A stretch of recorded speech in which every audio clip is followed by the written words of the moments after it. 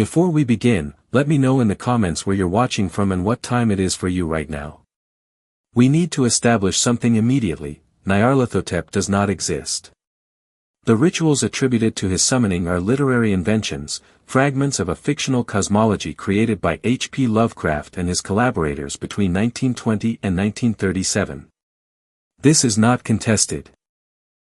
What deserves investigation is why these fabricated ceremonies have accumulated such elaborate detail across a century of retelling, and why readers continue seeking them with the fervor of genuine occultists pursuing authentic grimoires. The rituals themselves function as narrative architecture. They appear across dozens of stories, each adding fragments.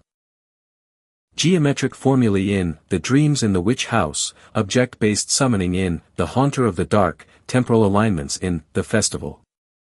Lovecraft constructed these not as functional instructions but as world-building mechanisms, techniques for generating the impression of coherent underlying reality. Yet the very precision of this construction created an unintended consequence. By 1977, commercial grimoires were publishing actual Nyarlathotep invocations. Online archives now catalog hundreds of supposed ritual variations, each claiming historical precedent. This investigation examines that slippage, the moment when literary device becomes perceived methodology. We will trace the ritual's origins in Lovecraft's correspondence and published work, analyze their philosophical function within cosmic horror tradition, and document their unexpected migration into practical occultism and urban legend. The question is not whether these rituals work. The question is why so many people have needed them to. Lovecraft wrote the prose poem Nyarlathotep in December 1920, immediately after waking from what he described in letters as the most realistic and horrible nightmare I have experienced since the age of 10. The timing matters. This was not the mature mythologist of 1930s tales like At the Mountains of Madness or The Shadow Out of Time, but a 30-year-old amateur journalist still finding his aesthetic voice. The entity emerged not from systematic world-building but from dream imagery, a robed figure demonstrating electrical equipment to increasingly unhinged audiences before the collapse of civilization itself. Only later would Lovecraft recognize this spontaneous creation as foundational to his interconnected cosmology. The development reveals itself through correspondence. In a 1921 letter to Reinhard Kleiner, Lovecraft describes the dream's lecture hall setting, the sense of mounting dread as the demonstrations progressed, and the crawling chaos that followed. He had not yet conceived the vast pantheon of outer gods. Azathoth would not appear until 1922. Cthulhu awaited 1926. What Lovecraft possessed in 1920 was an image, a messenger figure whose presence dissolved the boundaries between rationality and nightmare. The rituals for contacting this entity would accumulate gradually across 17 years of subsequent fiction, each story adding procedural fragments that retrospectively appeared coordinated. Consider the authorial function this served. Lovecraft's cosmic horror required entities fundamentally alien to human comprehension, yet narratively such beings pose a structural problem: how do characters encounter the utterly unknowable? Nyarlathotep solved this by serving as intermediary, the sole outer god who actively sought human contact rather than remaining indifferent. Where Azathoth represented pure cosmic chaos and Cthulhu embodied imprisoned power, Nyarlathotep moved through history as manipulator and tormentor. The rituals attributed to him thus became narrative necessity, the mechanism by which human characters could mistakenly believe themselves in control while actually being instruments of incomprehensible purpose. This sophisticated framework emerged retroactively.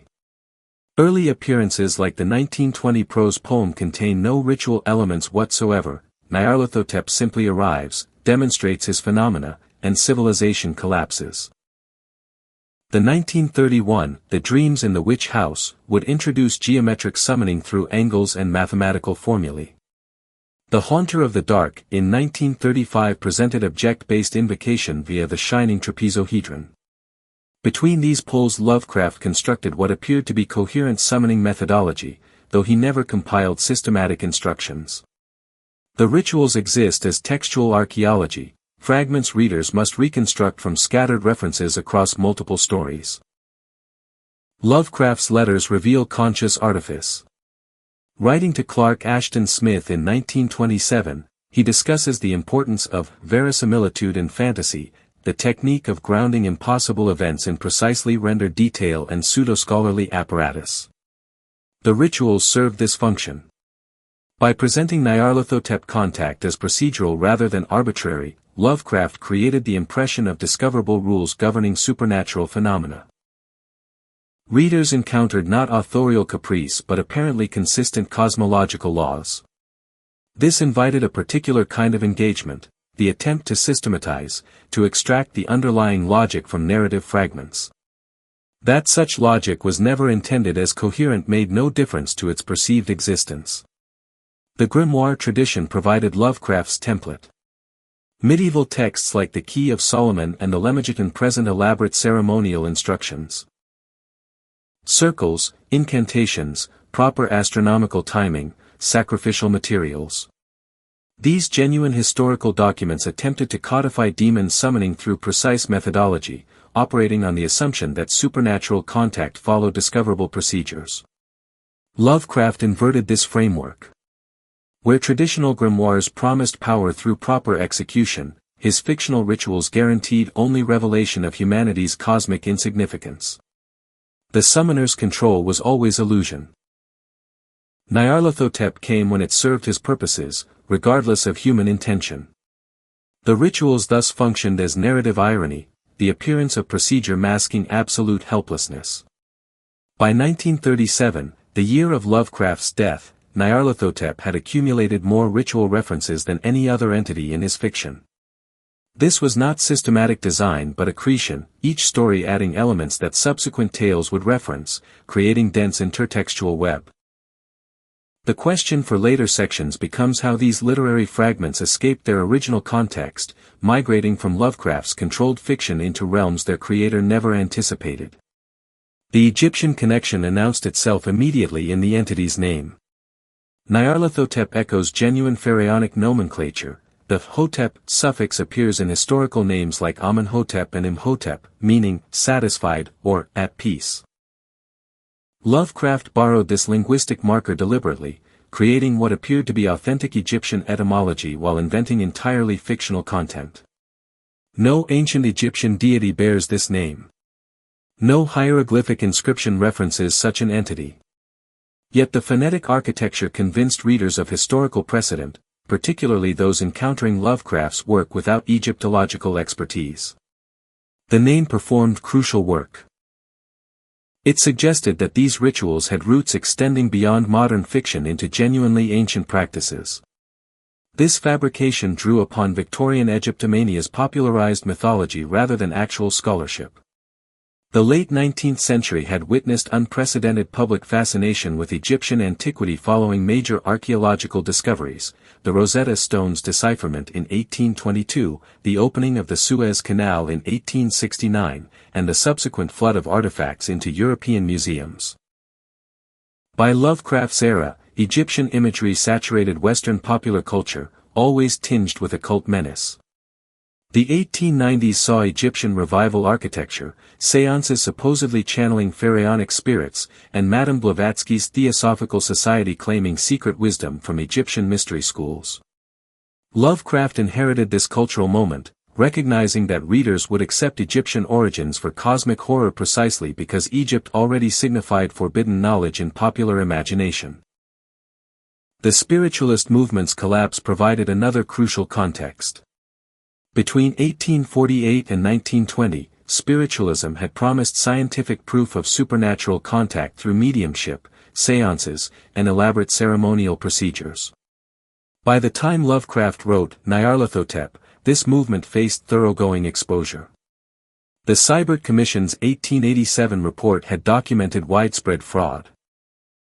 Harry Houdini spent the 1920s publicly debunking mediums, revealing the mechanical tricks behind supposedly supernatural phenomena. What had been earnest spiritual seeking revealed itself as deliberate manipulation or self-deception. Lovecraft's rituals operate in this post-spiritualist landscape. They acknowledge the desire for cosmic contact while suggesting that genuine connection brings not enlightenment but annihilation of meaning itself. Theosophy's influence deserves particular attention. Helena Blavatsky's The Secret Doctrine, 1888, and subsequent theosophical writings constructed elaborate cosmological hierarchies supposedly derived from ancient sources, Tibetan masters, Egyptian priests, Atlantean records. These texts presented themselves as recovered wisdom, carefully footnoted and cross-referenced despite being essentially invented. The technique impressed Lovecraft, who recognized its narrative power. His own approach, creating fictional grimoires like the Necronomicon and having multiple stories reference the same textual sources, directly paralleled theosophical methodology.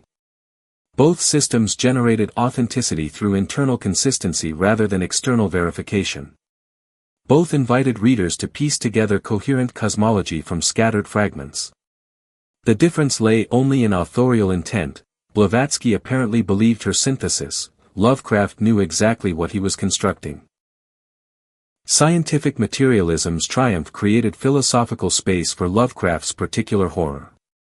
The late 19th century had witnessed systematic dismantling of religious cosmology through Darwinian evolution, geological deep time, and astronomical discoveries revealing Earth's insignificance in vast cosmos.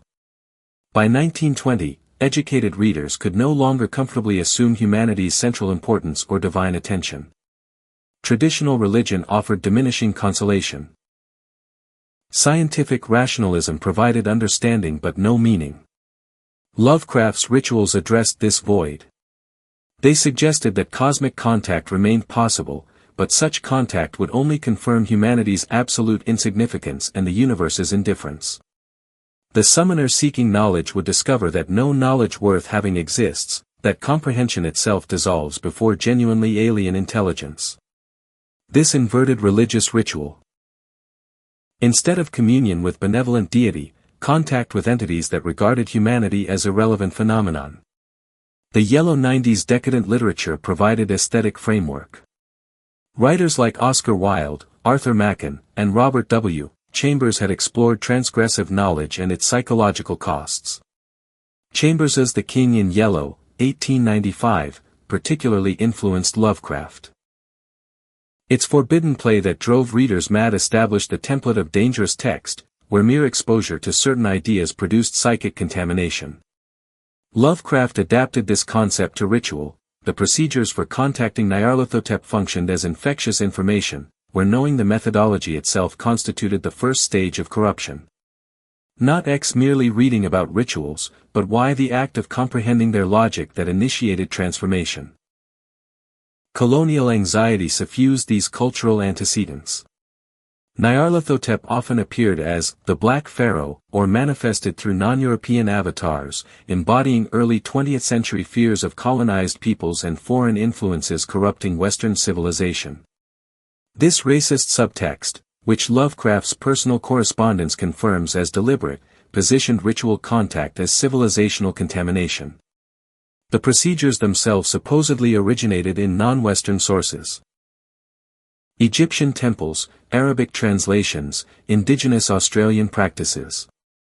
What modern readers must acknowledge is that Lovecraft's horror derived partly from his xenophobia, his rituals encoding the fear that engagement with non-Anglo-Saxon cultures would destroy Western rationality. Understanding this origin does not require endorsing it, but recognizing how deeply racism shaped cosmic horror's foundational texts remains essential to honest analysis. These antecedents converged in Lovecraft's work, creating conditions where fictional rituals could seem to carry historical weight despite their recent invention. The ritual functions first as authentication device. When Lovecraft describes ceremonial procedures, specific incantations, material components, astronomical timing, he generates what literary theorists call the reality effect, the accumulation of concrete detail that persuades readers of fictional events' factual basis. Consider the opening of The Festival, 1923, where the narrator describes finding the old book containing the words and signs I had been told to speak and make. No incantation appears in full. No sign receives complete description. Yet the specificity of reference, this book, these words, those signs, creates impression of recoverable knowledge existing beyond the text's boundaries.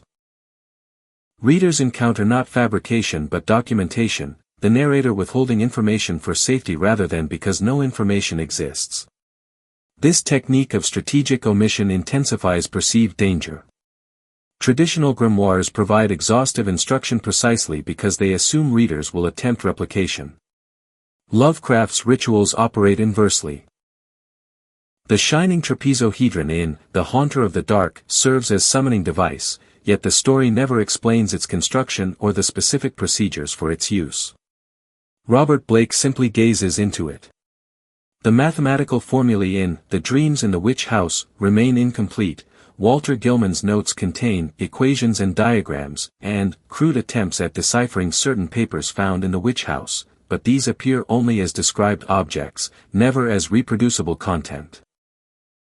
The gaps suggest Lovecraft, or his fictional narrators, protecting readers from dangerous knowledge. This positions audience as potential victims rather than observers, already implicated through mere exposure to fragmentary information. The grammar of summoning draws heavily on ceremonial magic's established vocabulary while subtly corrupting its logic. Medieval grimoires present protective methodologies. Circles to contain demons, divine names to compel obedience, purification rituals to sanctify the magician. Lovecraft retains the procedural structure but eliminates efficacy. When characters draw circles in his stories, these boundaries fail.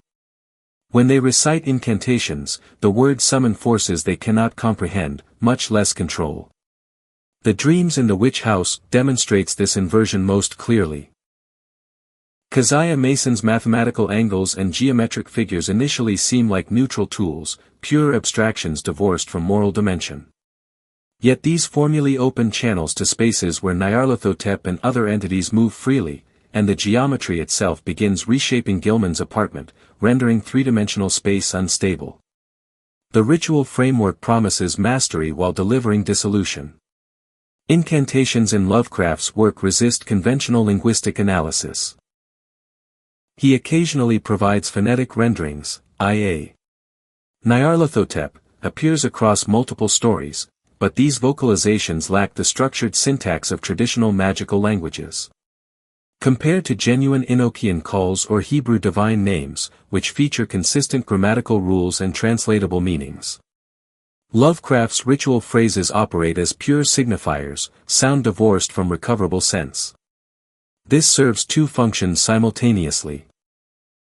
It prevents readers from discovering that the language is meaningless, since incomprehensibility appears to be the point.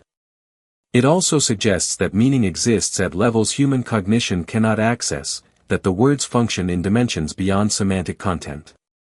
The ritual participant speaks but cannot understand what they are saying, ideal metaphor for cosmic horror's central theme of comprehension's inadequacy before genuine otherness.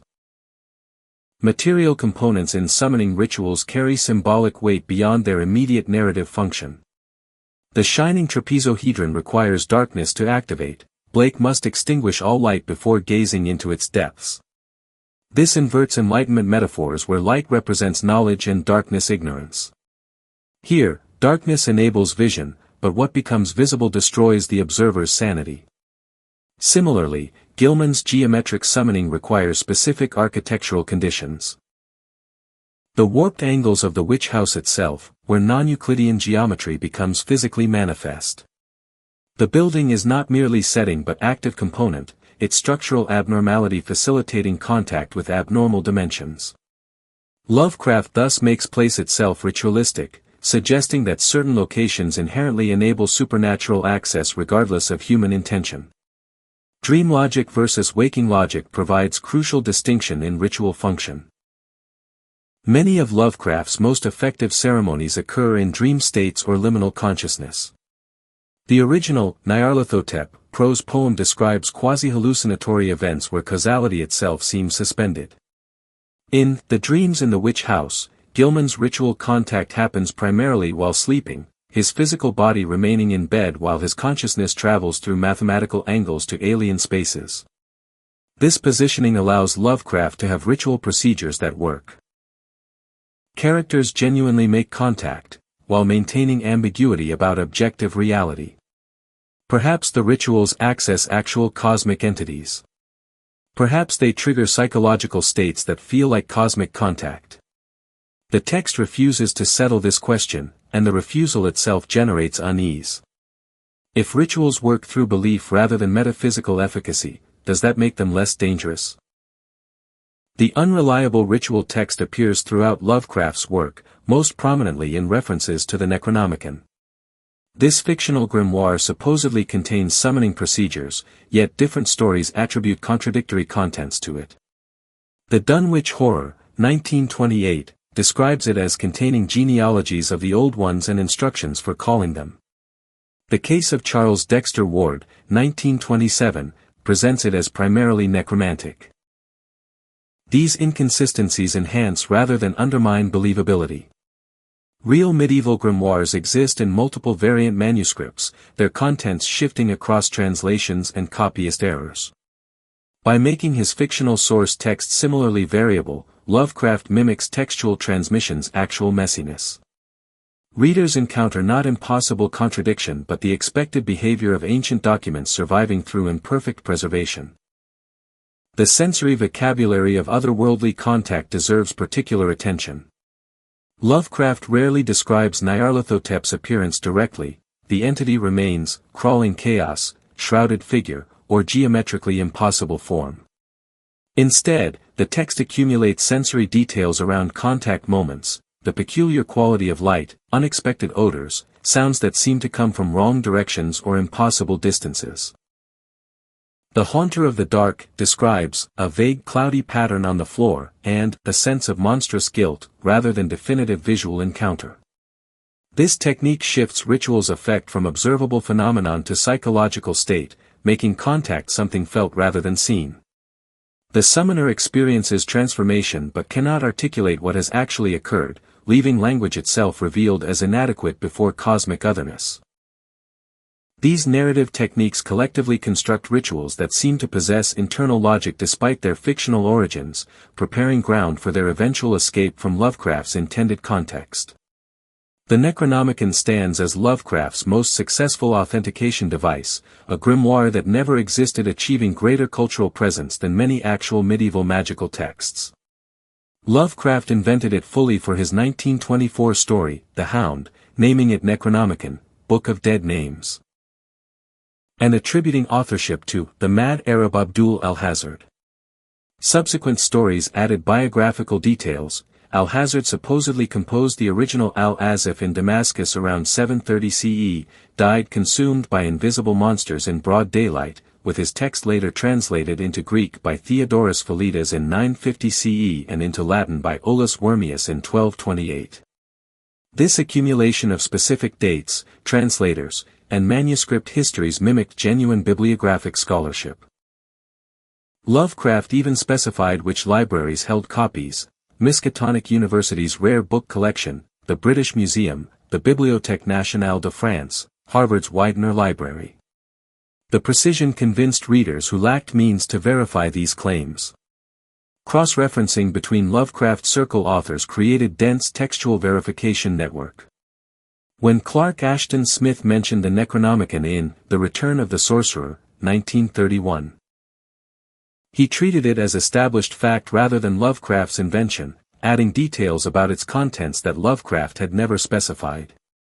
Robert E. Howard's The Black Stone, 1931, referenced both the Necronomicon and von Junt's Unspeakable Kulten, another fictional grimoire, while adding his own fabricated text, Friedrich von Junt's Nameless Cults. Frank Belknap Long, August Derleth, and Robert Bloch each contributed additional pseudo-scholarly references. This collaborative world-building produced what seemed like independent verification, multiple authors across different stories citing the same sources, disagreeing on minor details in ways that suggested authentic scholarly debate rather than coordinated fiction. The technique resembles documentary forgery more than traditional fiction. Consider how Lovecraft embedded ritual references within apparently scholarly apparatus. The festival includes a footnote attributing a Latin phrase to the Necronomicon, complete with book and verse citation. The Dunwich Horror quotes the grimoire directly, nor is it to be thought that man is either the oldest or the last of Earth's masters. These quotations appear in italics with precise attribution, formatted exactly like genuine textual scholarship. The visual presentation on the page reinforces authenticity. This looks like academic writing, follows scholarly conventions, and therefore carries scholarly authority. Readers approaching these stories without foreknowledge encounter what appears to be historical research incorporating supernatural elements, not pure invention. Historical layering provided temporal depth that single-period invention could not achieve.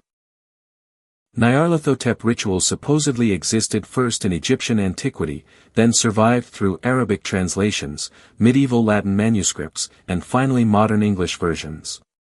Each transmission layer allowed Lovecraft to explain textual variations and gaps. Perhaps certain ritual components were lost in translation from Arabic to Latin. Perhaps medieval copyists deliberately obscured dangerous passages. Perhaps modern scholars misunderstood ancient contexts. This diachronic approach let him have contradictory ritual descriptions across stories while attributing contradictions to textual transmission problems rather than authorial inconsistency. The rituals gained the patina of age, the accumulated corruptions and uncertainties that characterize genuinely ancient knowledge. Geographic specificity anchored fictional events in verifiable locations, exploiting readers' inability to check every detail. The Haunter of the Dark situates the Starry Wisdom cult in Providence's Federal Hill neighborhood, providing specific street addresses, the Free Will Church on Starry Street. Providence exists. Federal Hill is a real neighborhood. Starry Street, however, is fictional. The ratio of verifiable to invented details weighted heavily toward truth, making readers assume all elements were factual. Similarly, Lovecraft placed ritual sites in Egypt's actual desert regions, in Australia's genuine wilderness areas, in precisely described New England towns. A reader verifying the easy claims, yes, Arkham seems plausibly located in Massachusetts, yes, the Nile Delta contains ancient temples, would likely accept unverifiable claims embedded among them. The found manuscript tradition provided established literary framework. Gothic fiction had long employed discovered documents, journals, letters, ancient chronicles, to authenticate supernatural events. Lovecraft refined this by making the manuscripts themselves ritual objects. The Necronomicon is not merely a text describing rituals, it functions as summoning device, where reading particular passages constitutes invocation regardless of reader's intent. The case of Charles Dexter Ward hinges on Ward discovering Joseph Curwen's papers, which contain not just historical information but functional necromantic formulae. The line between reading about ritual and performing ritual collapses, making the text itself dangerous rather than merely informative. This concept would prove remarkably generative for later horror, establishing the idea of hazardous information that contaminates through exposure. Lovecraft's approach to footnotes and citations deserves particular examination. Academic writing employs footnotes to provide sources, acknowledge debts, and guide readers to supporting evidence. Lovecraft weaponized this convention. His footnotes cite non-existent books, reference fictional scholars, and provide false publication details that appear entirely plausible. A footnote in The Whisperer in Darkness, 1930, mentions the rare Necronomicon of the mad Arab Abdul al-Hazard, alongside genuine anthropological works, mixing invention with reality in ways that obscure the boundary. Readers trained to trust footnoted material, to assume citations indicate verifiable sources, found their scholarly habits exploited. The footnote's presence functioned as authentication regardless of content. The bibliography of interconnected fictional texts expanded beyond Lovecraft's own contributions. His correspondents added their own grimoires, Robert Bloch's De Vermis Mysteriis, Mysteries of the Worm, Clark Ashton Smith's Book of Iban, Robert E. Howard's Unspeakable Culten. Each text supposedly contained ritual fragments for contacting various entities, with the Necronomicon serving as central source that other grimoires referenced or contradicted. This network of textual cross-reference created impression of genuine occult library, complete with scholarly disputes about proper manuscript readings and translation controversies. The fictional bibliography achieved sufficient density that researchers began treating it as actual corpus. The apparatus of scholarship. Publication histories, translator biographies, manuscript variations, proved more convincing than any individual story's content. Lovecraft understood that readers would believe in systematic documentation. A single story claiming ancient ritual might be dismissed as fantasy. 20 stories across 15 years, written by multiple authors, all referencing consistent source texts with detailed provenance and publication histories, achieved different status. The rituals appeared not as one writer's invention but as recovered knowledge that multiple investigators had independently discovered and documented. This collaborative authentication would ultimately enable the ritual's escape from fiction into spaces their creators never anticipated, as we will examine in subsequent sections. The careful construction of intertextual authenticity thus prepared ground for genuine confusion about these rituals' origins and status, blurring boundaries between literary device and perceived methodology in ways that continue producing consequences nearly a century after Lovecraft's initial inventions. Cosmic indifferentism forms the philosophical bedrock beneath every Nyarlathotep ritual. Traditional religious ceremonies assume divine attention. Prayers are heard, sacrifices acknowledged, rituals produce communion with entities that care about human existence. Lovecraft inverted this entirely. His rituals enable contact with forces that regard humanity with the same interest a human might show toward microorganisms in a petri dish, not hostility, but absolute disregard for human concerns, values, or survival. The summoner seeking Nyarlathotep discovers not a deity interested in worship but an entity pursuing incomprehensible purposes to which human existence is incidental. This represents horror of a particular kind, not being destroyed by malevolent force, but recognizing one's complete irrelevance to cosmic operations. The epistemic dimension proves equally devastating. Characters perform rituals expecting revelation, the acquisition of forbidden knowledge that will elevate their understanding.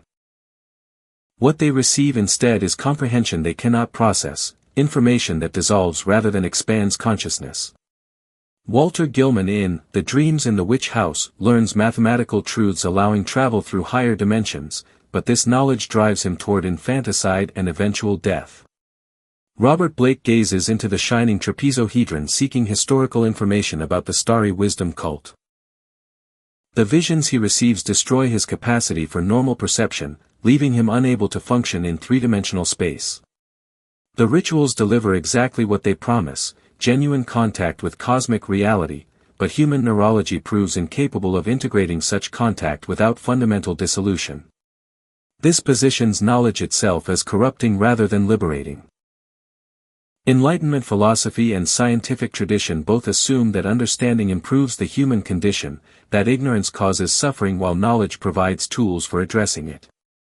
Lovecraft's rituals suggest the opposite: certain knowledge destroys well-being, certain truths unmake sanity. The characters who avoid ritual contact, who refuse to read the Necronomicon or investigate strange phenomena, survive precisely through their ignorance. Wisdom becomes pathology. The investigator's curiosity functions as tragic flaw in Greek sense, the very quality that should enable flourishing instead guarantees destruction. Does this philosophical stance hold coherent position, or does it collapse into obscurantist rejection of inquiry itself? Identity dissolution operates through ritual contact at fundamental level. Characters begin as discrete individuals with stable self-concepts, coherent boundaries between self and other. The summoning process erodes these boundaries. Gilman finds his consciousness merging with Keziah Mason's, sharing her experiences across centuries, unable to determine which memories belong to his own life and which to the witches. The narrator of The Festival discovers his entire identity constructed around false assumptions about his family history, his ancestry extending into non-human lineages. Nyarlathotep functions as revealer of hidden kinships. The summoner learns they were never fully human, or that humanity itself lacks the coherent category they assumed. The ritual transforms not external circumstances but self-understanding, retroactively rewriting personal history. Teleological collapse accompanies these revelations. Humans construct meaning through narrative, events occur for purposes, actions pursue goals, lives move toward destinations. Ritual contact with Nyarlathotep reveals the universe as operating without narrative logic whatsoever. Events happen as byproducts of forces pursuing non-comprehensible purposes, or as random fluctuations in cosmic chaos, or as the dreams of sleeping entities to whom human history registers as brief, meaningless flicker. The summoner seeking purpose discovers purposelessness. The investigator trying to understand cosmic order encounters fundamental disorder. This differs from nihilism, which at least maintains that meaninglessness is the truth. Lovecraft's cosmos suggests that truth and meaninglessness operate in categories alien to both concepts. The problem is not that life lacks meaning but that meaning itself is provincial human construct inapplicable to actual reality. The role of technology in facilitating ritual contact deserves attention. Nyarlathotep often appears demonstrating modern equipment. Electrical devices in the 1920 prose poem, or enabling contact through scientific investigation in later tales. This suggests that scientific advancement, far from dispelling supernatural threat through rationality, actually increases vulnerability to cosmic forces. The more humanity learns about physics, mathematics, and dimensional theory, the closer it approaches knowledge that will dissolve rather than empower. Progress becomes movement toward precipice. The Enlightenment promised that reason would master nature inverts completely. Reason reveals nature as unmasterable, hostile to human flourishing not through intention but through its fundamental incompatibility with human cognitive architecture. Modernity's false promise threads through ritual narratives. The 1920s represented triumph of scientific materialism, the apparent vindication of rationalist worldview. Lovecraft's rituals operate in this context as dark mirror. They use modern knowledge, employ scientific terminology and mathematical precision, yet reveal that scientific advancement has merely provided new methods for contacting horrors that pre-scientific societies wisely avoided. The rituals appear rational, methodical, subject to empirical investigation. This rationality makes them more dangerous than traditional magical thinking precisely because modern practitioners lack the protective skepticism that might prevent experimentation. The scientist believes in testable hypotheses and repeatable results. When ritual procedures produce consistent effects, scientific method demands continued investigation regardless of consequences. These philosophical concepts operate not as explicit themes but as structural assumptions underlying every ritual description, shaping reader understanding even when never directly articulated. Nyarlathotep's multiplicity distinguishes him from other outer gods in Lovecraft's pantheon. Where Azathoth remains fixed as nuclear chaos at reality's center and Cthulhu lies imprisoned beneath the Pacific, Nyarlathotep manifests in countless forms across different times and cultures. The Haunter of the Dark appears as amorphous darkness in Providence. The Black Pharaoh walks Egyptian temples. The crawling chaos spreads formless corruption. No single description captures the entity. Instead, each manifestation represents localized expression of something fundamentally protean. This narrative flexibility serves crucial function. It allows Nyarlathotep to appear in stories set across vastly different periods and locations while maintaining coherent identity. The rituals for contacting him must therefore vary by context, adapted to cultural moment and geographic specificity. The functional ambiguity of Nyarlathotep's role prevents easy categorization. Is he messenger for more powerful entities, delivering incomprehensible communications from Azathoth or other outer gods? Or does he operate autonomously, pursuing purposes disconnected from any hierarchy? The texts refuse definitive answer. The Dreams in the Witch House suggests he serves greater powers, appearing at Keziah Mason's summons to witness ritual sacrifice. Yet the 1920 Nyarlathotep prose poem presents him as independent agent, his lecture demonstrations serving no apparent master. This uncertainty matters for ritual logic.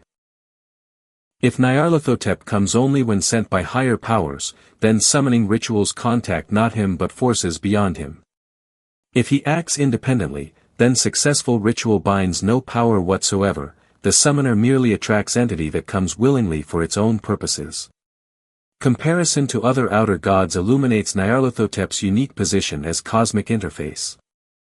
Azathoth, described in The Dream Quest of Unknown Kadath, 1927. As the nuclear chaos beyond angled space, remains utterly inaccessible to human contact, blind, idiotic, and completely indifferent to human existence. Cthulhu, though more comprehensible, communicates only through dreams and remains imprisoned until astronomical conditions permit his release. Yog-Sothoth exists coterminous with all space and time simultaneously, its alien geometry making direct contact immediately fatal. Nyarlathotep alone moves through human spaces, speaks in human languages, when he chooses, and actively seeks human interaction. He functions as translator between impossible cosmic forces and limited human comprehension, not benevolent intermediary but sadistic interpreter, delivering messages that destroy recipients. The avatar logic operating through Nyarlathotep's various forms suggests that no true form exists, or that true form is itself meaningless concept when applied to entities operating across multiple dimensions simultaneously. Each manifestation, the Black Pharaoh, the Haunter of the Dark, the Thing in the Yellow Mask, represents projection into three-dimensional space of something existing in higher dimensions. The rituals therefore contact not Nyarlathotep himself but these projections, these shadows cast by incomprehensible original. This implies that summoning success depends not on compelling the entity but on creating conditions where one avatar finds it useful or entertaining to manifest. The ritual's geometric configurations, temporal alignments, and sacrificial offerings function as invitation rather than compulsion. Cult structures amplify individual ritual attempts into organized summoning operations. The Starry Wisdom sect in The Haunter of the Dark maintained the shining trapezohedron for decades, accumulating knowledge about optimal viewing conditions and protective measures, which ultimately proved inadequate. The witch cult Keziah Mason joined supposedly stretched back to pre-Christian Europe, preserving geometric formulae and sacrifice protocols across centuries. These organizations suggest that successful contact requires not merely correct procedure but sustained devotion, years of preparation, multiple attempts, gradual accumulation of experiential knowledge about what methods produce results. The solo practitioner fumbling through fragmentary instructions faces near-certain failure or death. The cult, through trial and error across generations, develops working methodology. This makes organized religion itself horrifying.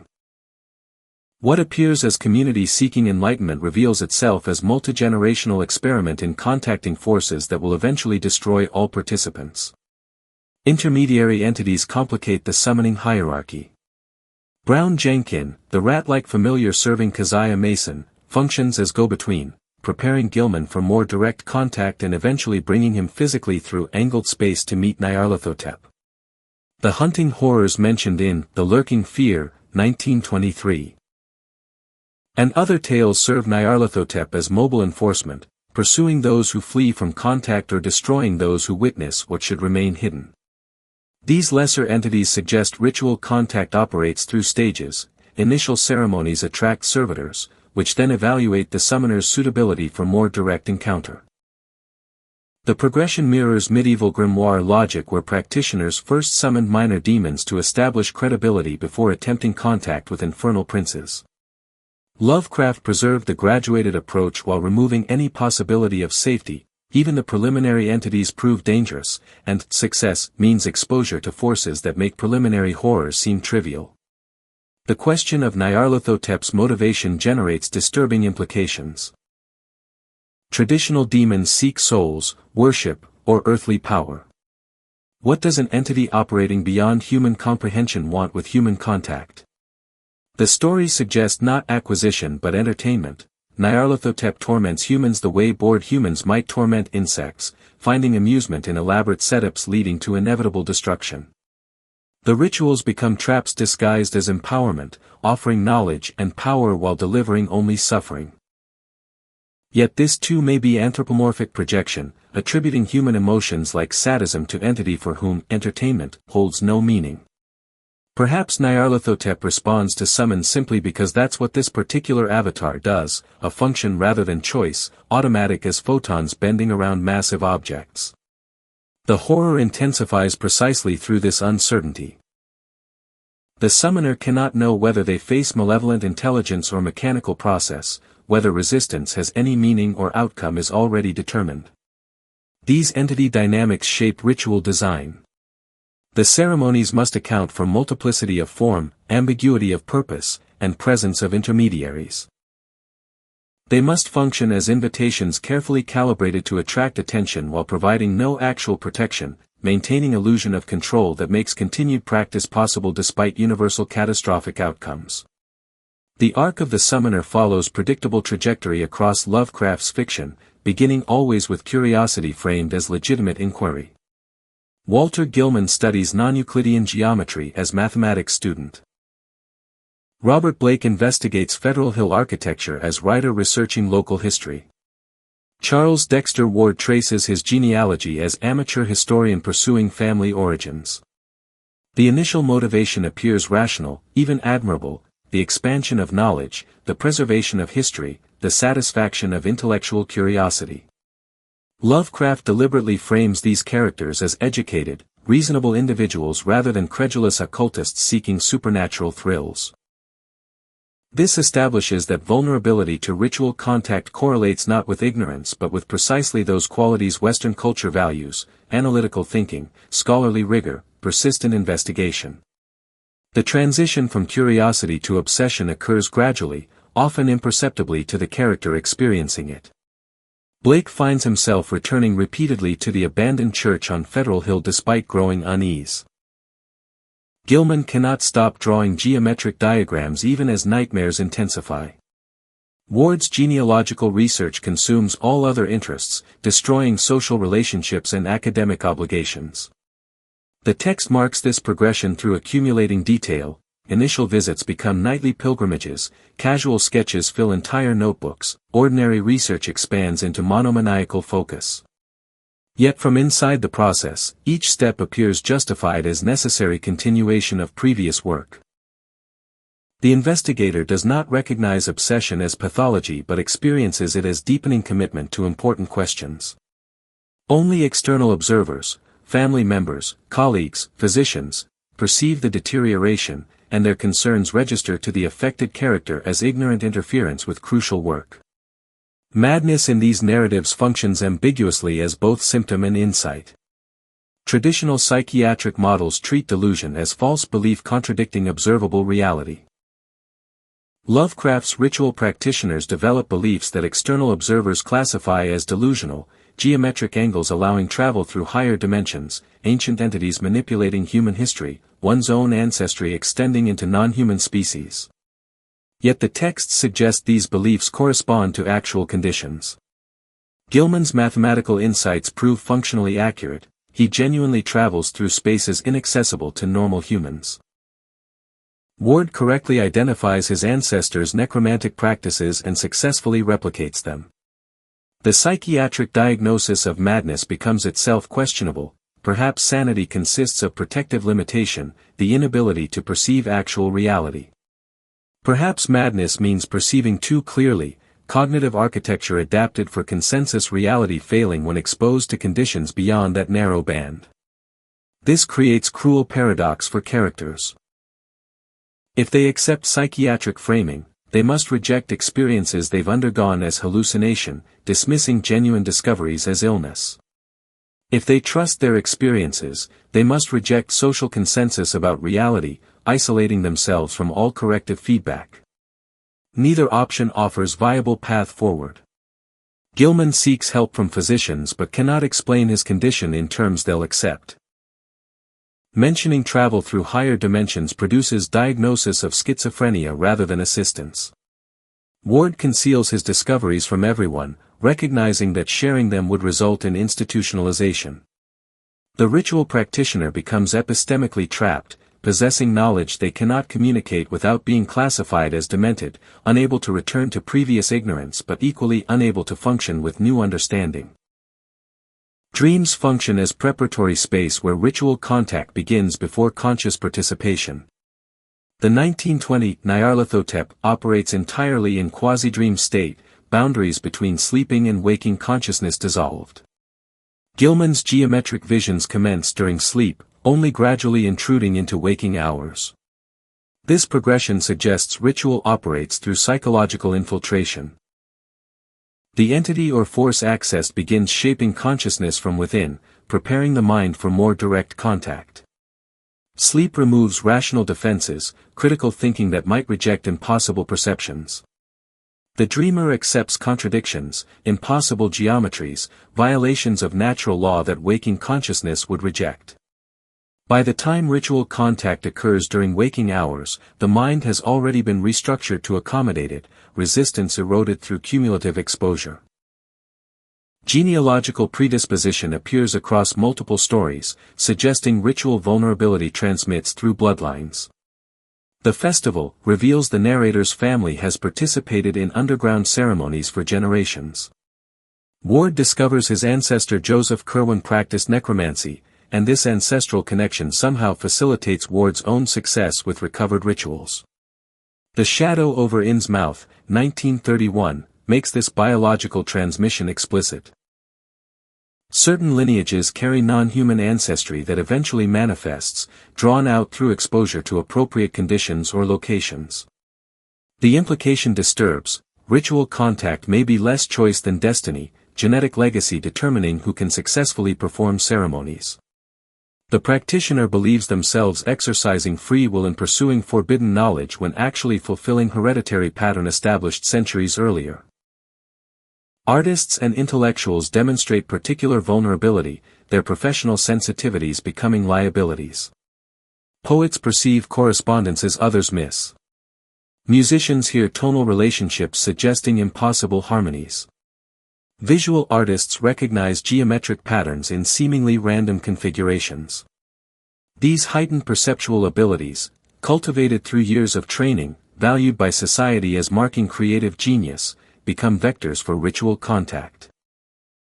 The entity accessed exploits precisely those capacities that make artists valuable, turning aesthetic sensitivity into supernatural antenna. Lovecraft himself embodied this anxiety, his own literary production depending on exactly the kind of imaginative engagement with darkness that his fiction presents as dangerous. The writer documenting forbidden rituals participates in their transmission, becomes unwitting priest spreading the very contamination he warns against. The survivor's burden appears in those few characters who escape direct contact but carry residual effects.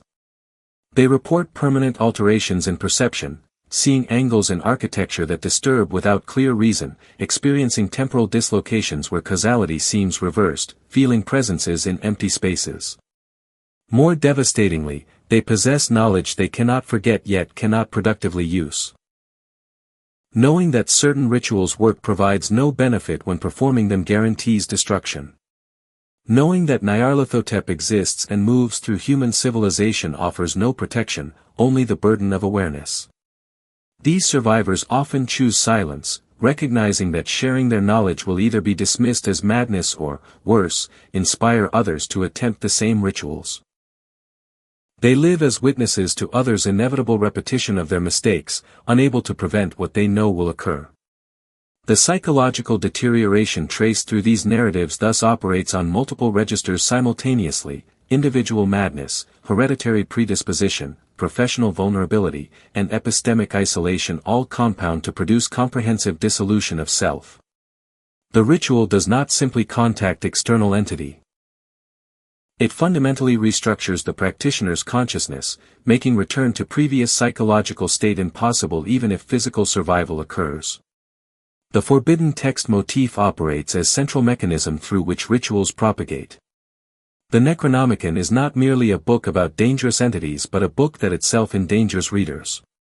Exposure to its contents initiates transformation regardless of reader intention.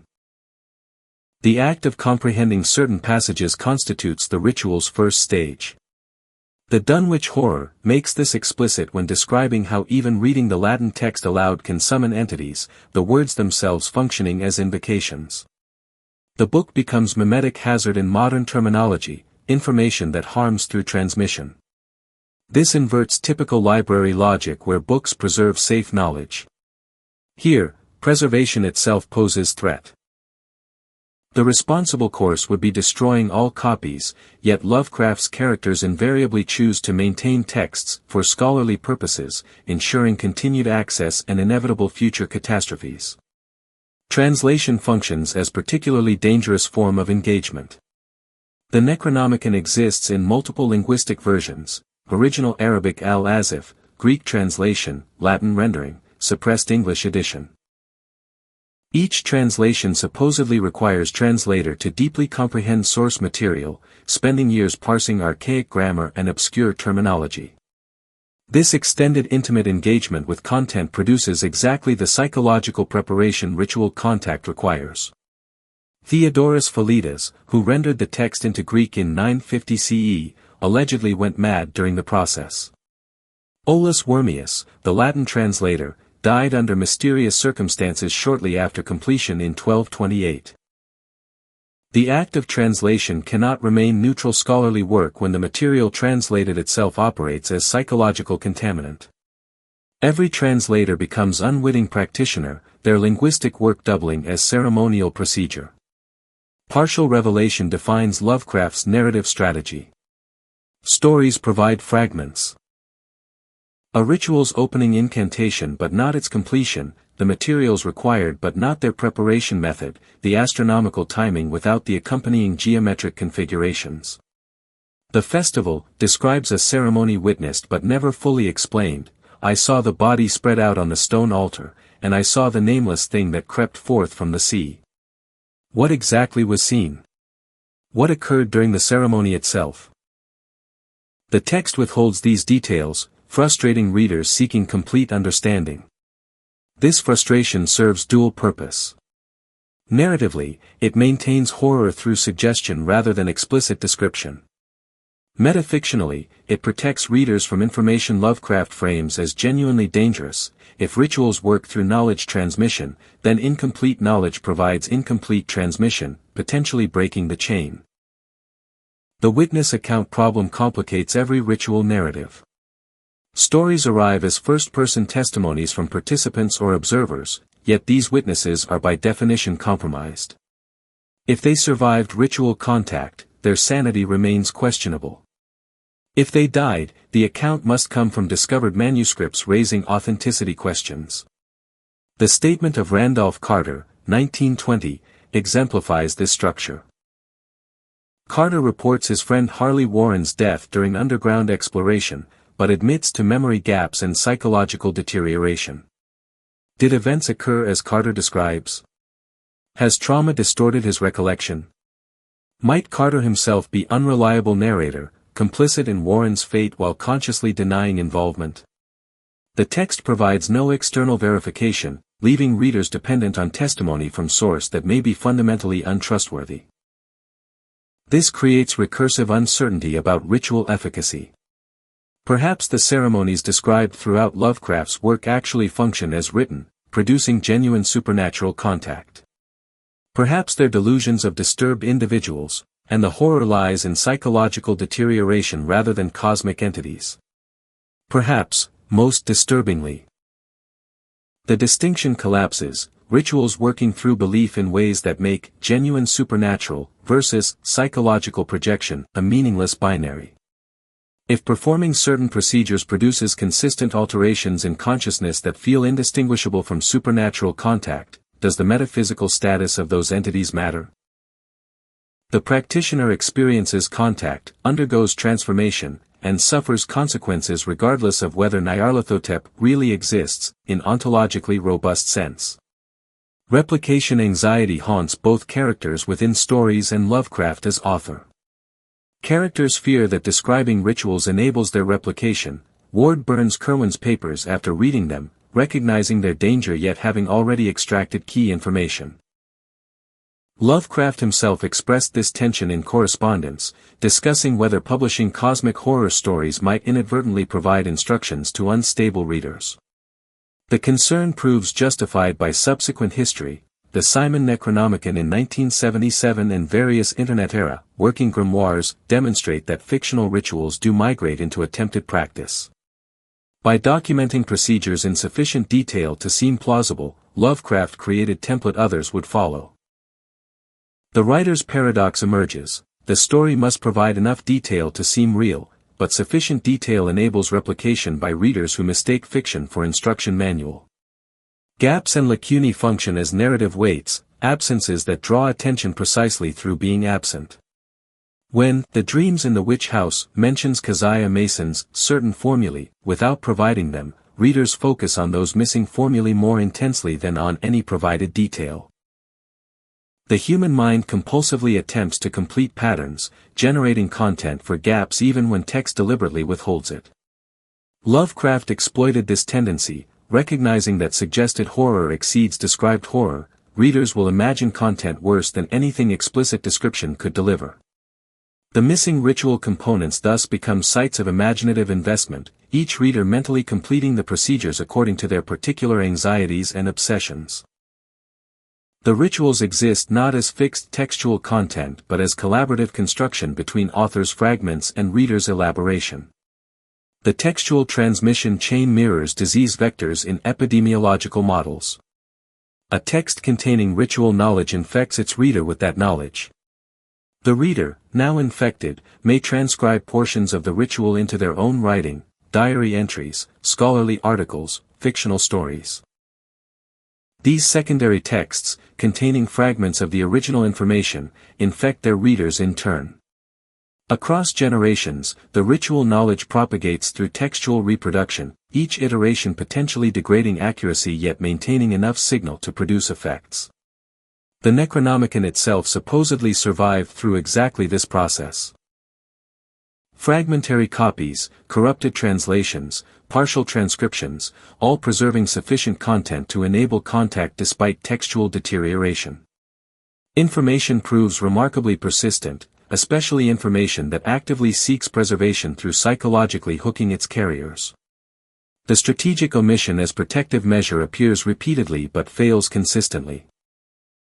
Characters believe they're protecting others by withholding complete ritual instructions or destroying source texts, yet the partial information they allow to circulate proves sufficient for determined seekers to reconstruct procedures. Ward tries to conceal his discoveries but leaves enough evidence that the investigating physicians reconstruct significant portions of what occurred. Blake's diary entries, found after his death, provide future investigators with precise enough information to locate the shining trapezohedron and potentially repeat his mistakes. The impulse toward documentation, the scholarly habit of recording findings, conflicts with safety requirements. Complete secrecy would require destroying all evidence including one's own memories, yet the knowledge compels documentation, creates irresistible desire to preserve discoveries even when preservation guarantees future repetitions of catastrophe. These structural features position readers as already implicated in ritual transmission.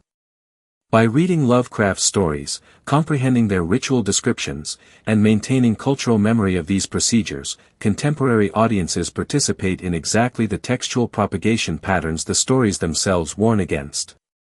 The rituals survive not despite but because of warnings, their dangerous nature making them memorable precisely when safety would require forgetting. The prose poem, Nyarlathotep, emerged from Lovecraft's December 1920 nightmare with remarkable immediacy, written, according to his letters, within hours of waking.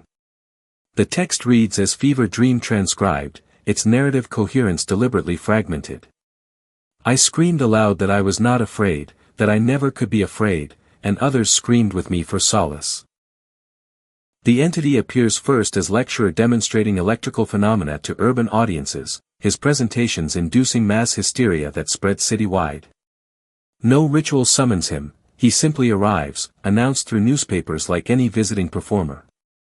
This original version lacks the elaborate ceremonial procedures later stories would develop. Nyarlathotep manifests through modernity's communication networks, telegraphs, newspapers, lecture circuits. Suggesting that technological infrastructure itself enables his movement through civilization. The poem establishes patterns subsequent stories would elaborate. Nyarlathotep operates through corrupted enlightenment, offering demonstrations that appear scientific yet produce psychological collapse. The narrator and crowds follow him willingly, even enthusiastically, recognizing danger but compelled forward. We followed, and were following still, the text repeats, capturing obsessive momentum that overrides self-preservation. This voluntary participation becomes template for ritual logic. Summoners will pursue contact despite recognizing its danger, will continue procedures even as evidence of catastrophe accumulates. The entity need not compel, human curiosity suffices. The 1920 poem contains no protective circles, no binding spells, no illusion of control. Audiences simply watch demonstrations until civilization collapses and, through the luminous clouds I saw that the city was no longer there. The Rats in the Walls, 1923, provides early example of hereditary ritual connection, though not explicitly involving Nyarlathotep. The protagonist discovers his ancestral estate conceals underground temple where his family conducted ceremonies for centuries, maintaining cult practices beneath veneer of civilization. The architecture itself preserves ritual function, chambers carved in specific configurations, altars positioned according to unknown principles, passages descending through geological strata into pre-human depths. When the protagonist enters these spaces, ancestral memories activate, genetic legacy overriding individual identity. He begins speaking Latin, then medieval English, eventually devolving into proto-language as consciousness regresses through evolutionary history. The ritual site operates automatically, its configuration triggering transformation in anyone carrying appropriate bloodline regardless of conscious intention. The festival, 1923, introduces explicit ceremony while maintaining strategic ambiguity about what occurs. The narrator attends winter solstice gathering of his ancestral line, following robed figures into subterranean spaces beneath Kingsport. The ritual participants read from an unspecified book containing words and signs I have been told to speak and make, suggesting instruction received through dreams or inherited memory rather than conscious study. The ceremony summons entities from the sea, though their exact nature remains unclear. I saw the body spread out on the stone, and the altar was not empty. The text refuses detailed description, maintaining horror through implication. Significantly, the narrator never claims to have sought this knowledge or pursued ritual practice, he simply answered ancestral summons, compelled by genealogical obligation rather than occult ambition. These early texts establish intertextual cross-referencing that later stories would intensify. The festival mentions both the Necronomicon and the Book of Iban, positioning these grimoires as source texts containing ceremony details the narrative withholds. This created template for other writers, reference Lovecraft's fictional libraries, add details he omitted, build apparent scholarly consensus through multiple authors citing same sources. Robert E. Howard's The Black Stone, 1931, references von Junt's Unspeakable Kulten while mentioning Lovecraft's invented texts, creating appearance of independent verification. When Clark Ashton Smith had characters consult the Book of Iban in The Door to Saturn, 1932. He treated it as established source requiring no explanation, assuming reader familiarity from previous references across multiple authors' works. The Fungi from Yuggoth Sonnet Cycle, 1929-30, contains fragmentary ritual references distributed across 36 poems. Sonnet XX, Night Gaunts, describes entities serving Nyarlathotep though never naming him directly, they do not show themselves to mortals plain, but merely gloom and glide and glance and grin. Sonnet XXII, Azathoth, positions that entity as nuclear chaos while suggesting Nyarlathotep serves as its messenger or interpreter. The poetic form enforces brevity, each sonnet providing glimpses rather than complete accounts. This fragmentation across poetic sequence mirrors how ritual knowledge supposedly survives, scattered references in different sources, requiring dedicated reader to compile comprehensive picture from distributed fragments. The scholar gathering these textual pieces performs mental equivalent of ritual preparation, assembling components into coherent whole. The cumulative effect across these foundational texts created mythological density without systematic organization. Lovecraft never compiled definitive guide to his entities or their summoning procedures, instead allowing details to accrete organically across stories. This approach generated productive ambiguity. Readers could construct multiple interpretations from available evidence, none definitively confirmed or rejected by authorial statement. The rituals existed as possibilities supported by textual fragments rather than facts established by authoritative source. This would prove crucial for later appropriation. The absence of canonical version meant anyone could claim their interpretation represented authentic tradition, filling gaps Lovecraft deliberately left open. The Haunter of the Dark appeared in the December 1936 issue of Weird Tales, written as tribute to Robert Bloch and incorporating Providence locations Lovecraft knew intimately. The story positions ritual contact as consequence of investigation rather than intention. Robert Blake never seeks to summon anything, merely to understand the abandoned Free Will Church on Federal Hill and its mysterious occupants, the Starry Wisdom sect. This reframing proves crucial. The most dangerous rituals are those performed accidentally by researchers who believe themselves safely documenting historical phenomena. Blake's scholarly distance collapses precisely because he maintains it too long, treating dangerous objects as mere artifacts until recognition comes too late. The Starry Wisdom cult's history provides ritual framework extending across continents and centuries. Founded in 1844 by Professor Enoch Bowen after his return from Egypt, the sect supposedly discovered the shining trapezohedron in a Cairo underground temple, identifying it as pre-human artifact far older than Egyptian civilization. The cult maintained it for decades in Providence's Free Will Church, using the stone for visions they recorded in fragmentary documents Blake later discovers. The cult dispersed in 1877 following member disappearances and mounting public suspicion, abandoning the church but leaving the trapezohedron sealed within its steeple. Lovecraft provides precise dates, 1844, 1877, and Real Providence locations, grounding fantastic content in verifiable geography. Federal Hill exists. The Italian immigrant community Lovecraft describes occupied that neighborhood. Only the Free Will Church and its contents are fictional, inserted into authentic historical matrix. The shining trapezohedron itself functions as object-based summoning device requiring minimal active procedure. Unlike elaborate ceremonies with multiple components, this ritual demands only gazing into the stone's depths under conditions of total darkness. It was a window on all time and space, the cult's records claim, allowing viewers to witness any moment across cosmic history. Yet this visual access operates bidirectionally, looking through the window allows something to look back.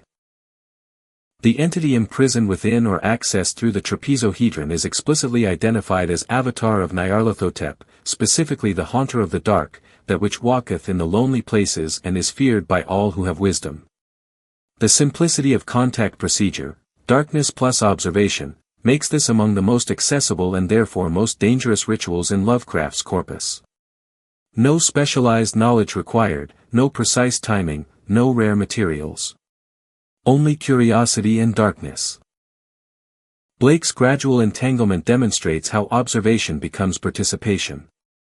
Initially, he simply photographs the abandoned church from his apartment window, artist's interest in architectural decay. This leads to breaking into the building, justified as historical preservation. Inside, he finds the cult's sealed archives and begins reading their fragmentary accounts of visions and visitations. Each stage feels justified by previous discoveries. Having come this far, abandoning investigation would waste prior effort. Standard sunk cost reasoning propels him forward until he locates the trapezohedron in the steeple's highest room and, despite explicit warnings in the cult's papers, looks into it. The progression mirrors addiction pathology. Initial recreational engagement becomes compulsive need, each exposure requiring deeper involvement to achieve previous effect. The diary entries Blake leaves document accelerating deterioration following his initial gaze into the stone. He reports intrusive visions continuing even away from the church, the trapezohedron's revelations bleeding into normal perception. Specific passages record his growing awareness that something now watches him in return. I have seen the dark universe yawning / where the black planets roll without aim, / where they roll in their horror unheeded, / without knowledge or luster or name. His prose shifts from scholarly notation toward fragmentary poetry, rational discourse giving way to nonlinear association. More disturbingly, he develops photophobia, inability to tolerate bright light, requiring him to keep his apartment darkened. The entity accessed through darkness apparently reshapes its contactors toward conditions favoring its manifestation. Blake's increasing need for darkness creates an environment where the haunter can emerge more fully into physical space. The climactic sequence occurs during an electrical storm that blacks out Federal Hill, removing the electric lighting that had protected Blake since his initial contact. The diary entries become increasingly frantic as darkness falls. I see it, coming here, Hellwind, Titanblur, Black Wings, Yog-Sothoth save me, the three-lobed burning eye. The text breaks off. When police investigate Blake's death, they find him at his window facing the church steeple, his features twisted in terminal horror and his body bearing a certain touch of strange alienage. The autopsy reveals no conventional cause of death, no trauma, poison, or disease. Whatever killed Blake operated through mechanisms medical science cannot classify, suggesting death occurred through exposure to impossible conditions rather than any recognized pathology.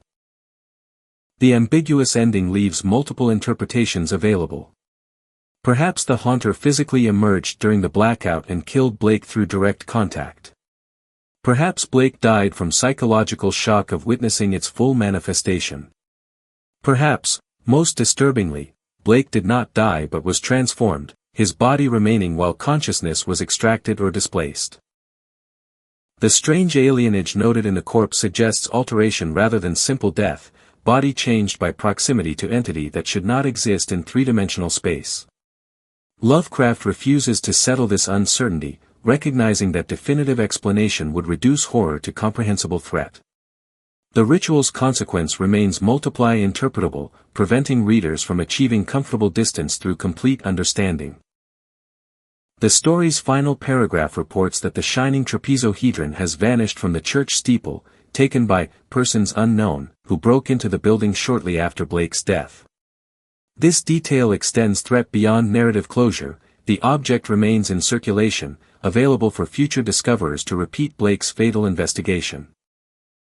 The ritual can and will recur, each iteration producing similar results while maintaining illusion that this time the investigator will maintain control, that this time observation will remain safely unidirectional. The story thus documents not isolated incident but repeatable procedure, template for indefinite future catastrophes. The Dreams in the Witch House appeared in the July 1933 Weird Tales, representing Lovecraft's most sustained engagement with mathematical ritual. Walter Gilman, mathematics and folklore student at Miskatonic University, rents an attic room in Arkham's notorious witch house where Keziah Mason lived before her 1692 disappearance from Salem jail. The room's geometry proves fundamentally wrong, angles fail to conform to Euclidean principles, walls meet at mathematically impossible configurations, corners exist in positions that three-dimensional space should not permit.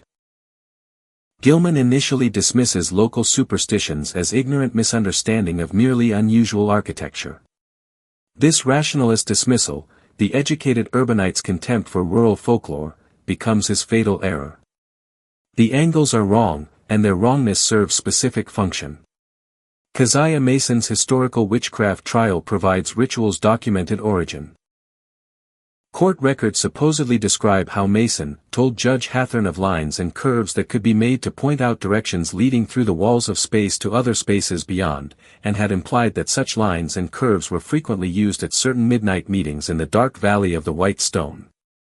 The geometric formulae Mason possessed predated European settlement, allegedly learned from indigenous peoples who themselves received them from non-human sources. This layering, colonial which accessing pre-colonial knowledge derived from pre-human mathematics, positions the ritual as fundamentally alien to human culture, surviving through transmission chains that periodically allow its rediscovery. Mason's disappearance from locked cell without trace suggests successful use of these formulae, her physical escape occurring through dimensional bypass rather than conventional means. Brown-Jenkin functions as intermediary creature enabling graduated contact.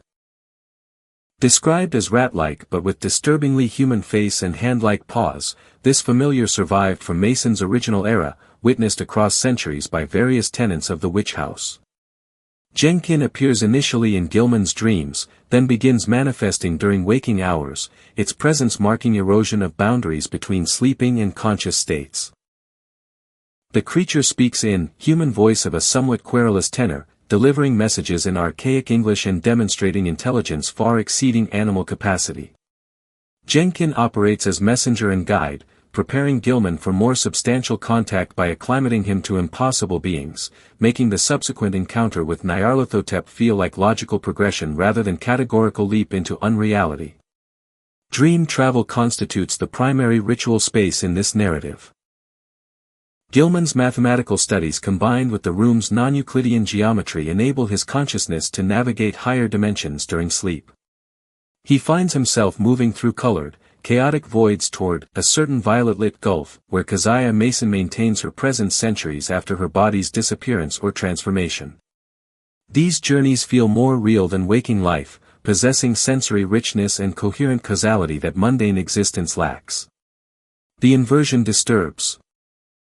Perhaps physical reality is the impoverished state, normal consciousness a restriction, and the ritual spaces accessed through dreams represent genuine expansion. Gilman begins valuing dream travel over ordinary experience, seeking sleep with addict's desperation because his true life occurs in dimensional interstices rather than Arkham's material streets. The Walpurgis night ceremony represents convergence of multiple ritual threads. April 30th's astronomical and folkloric significance. The night when barriers between worlds supposedly thin, provides temporal framework. Keziah Mason and Brown Jenkin physically retrieve Gilman from his bed, transporting him through angled space to the ultimate abyss, where cosmic entities congregate. The ceremony's participants include Mason, Jenkin, and a tall, lean man of dead black coloration, later identified as Nyarlathotep's Black Pharaoh avatar, along with assembled coven members apparently drawn from across centuries. The ritual requires infant sacrifice, the child's death serving purposes Gilman cannot comprehend but recognizes as monstrously wrong. His resistance proves futile, Mason guides his hand holding the sacrificial knife, his body performing actions his conscience will opposes. Involuntary participation generates the story's moral horror. Gilman never sought these ceremonies, never desired contact with cosmic entities, actively resists when understanding dawns. Yet the room's geometry has already restructured his consciousness, months of exposure preparing neural architecture for ritual function regardless of his preferences. When Mason seizes his hand during the sacrifice, she exploits prior conditioning. His dreams have trained his body to respond to certain geometric configurations, particular angles triggering automatic movements. The ritual has been performed through him rather than by him, his agency revealed as illusory. This removes the consolation of moral choice. Gilman cannot claim that better decisions would have produced different outcome, since the outcome was determined by conditions established before he recognized danger. The story's conclusion attempts escape but achieves only partial success. Gilman struggles back to physical reality, his hand still gripping the knife, apparently having used Mason's own techniques to return through dimensional angles. He attempts destroying his mathematical notes and sealing the room's angles with plaster, desperate remediation that arrives too late. Brown Jenkin kills him days later, gnawing through his chest to reach his heart, the creature's attack apparently retribution for his resistance during the Walpurgis ceremony. Yet Gilman's death occurs in normal space, witnessed by other tenants, his body remaining physically present rather than disappearing like Mason. This suggests partial success. He escaped the ritual dimension but not its consequences, maintained material existence while failing to protect that existence from supernatural retaliation.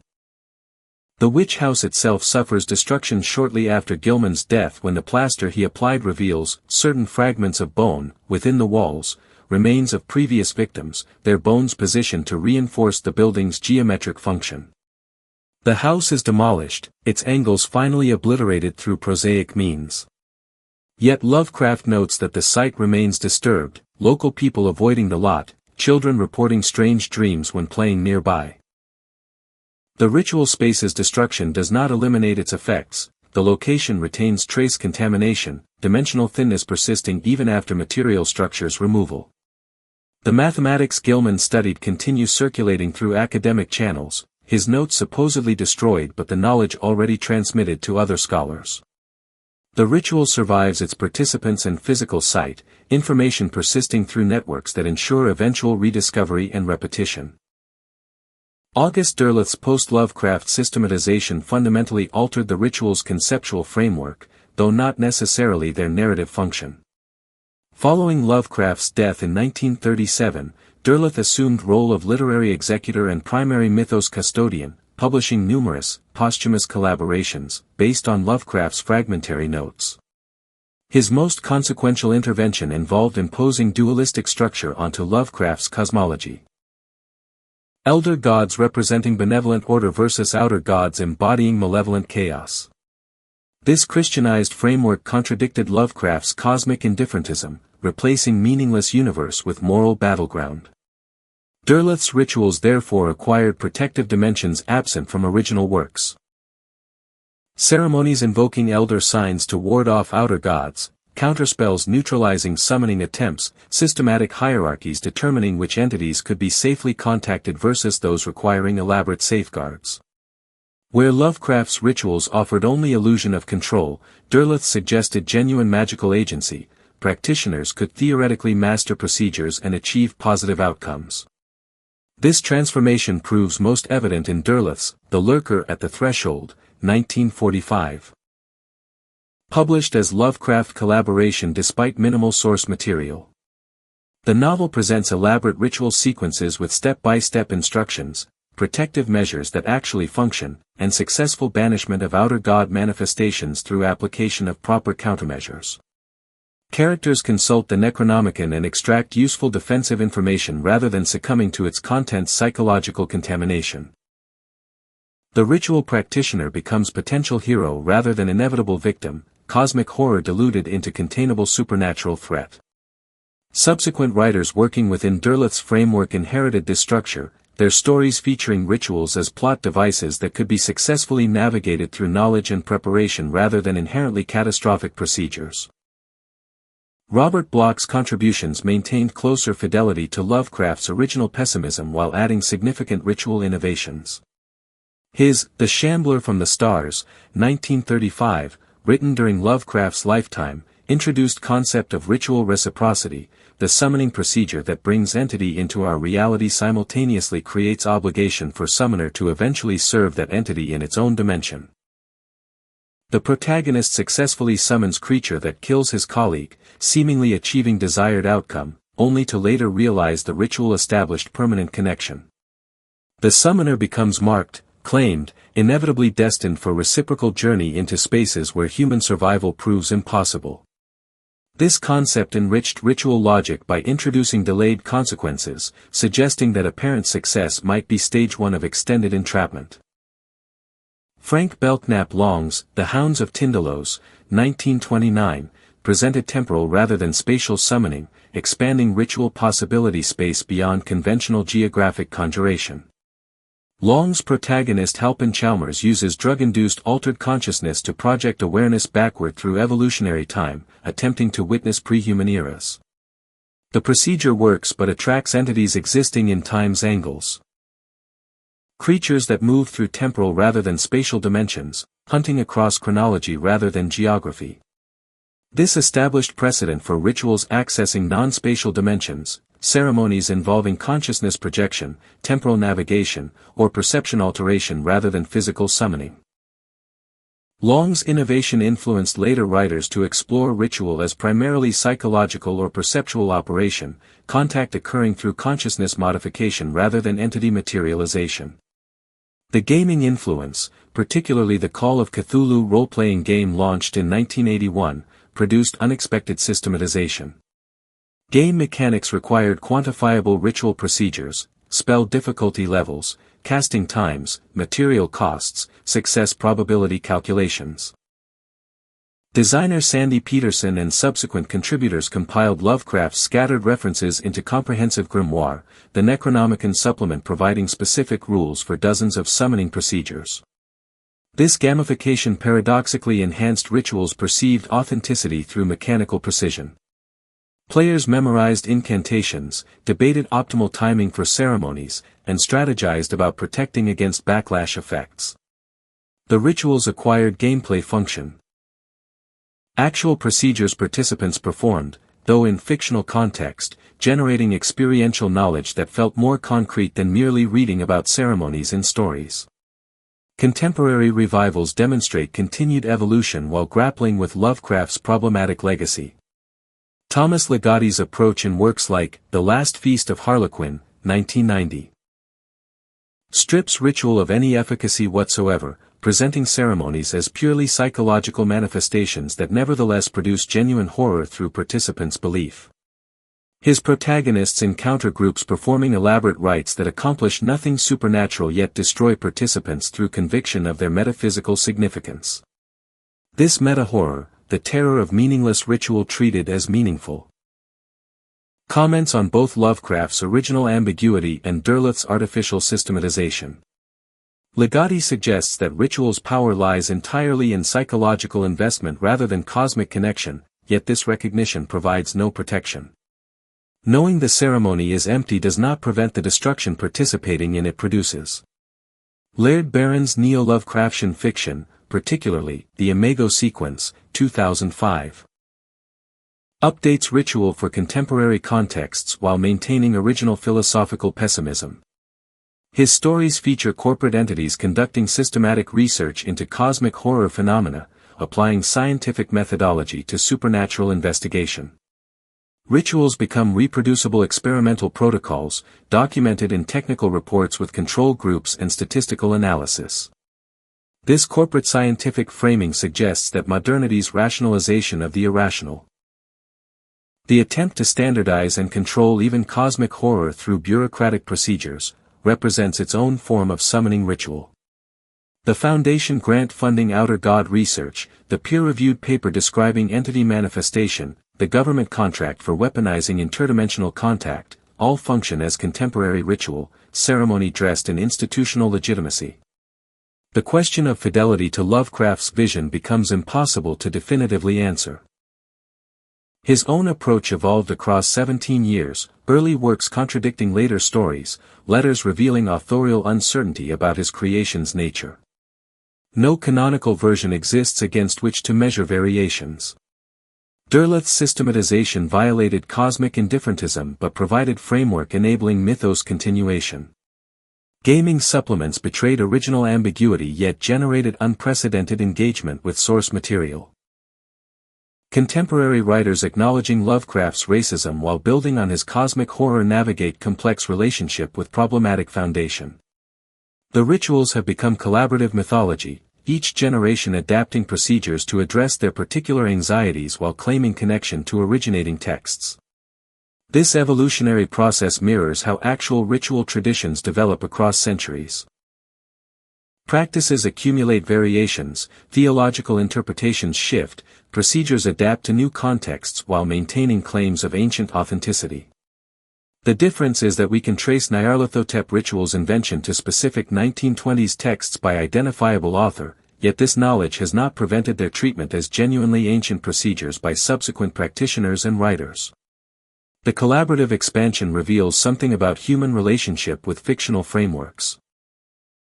Sufficient aesthetic power can override known fabrication, communities forming around openly invented mythologies and treating them with seriousness usually reserved for historical traditions. The rituals live not despite but through their fictional origins, their literary construction enabling precisely the kind of cultural propagation that would be impossible for genuinely ancient, fixed ceremonial texts. The first significant breach between fiction and perceived reality occurred in the 1960s when library requests for the Necronomicon became sufficiently common that institutions began issuing formal statements about the book's non-existence. Yale's Sterling Memorial Library, Brown's John Hay Library, and the British Library all faced repeated inquiries from patrons seeking to examine this supposedly rare manuscript. Some librarians responded with humor, creating mock catalog entries or fictional acquisition dates. Others treated the situation more seriously, recognizing that requesters genuinely believed they were seeking historical document rather than literary invention. The pattern revealed fascinating cultural phenomenon. Lovecraft's authentication techniques had worked too well, convincing readers that his carefully constructed bibliography represented actual sources despite absence of any supporting evidence.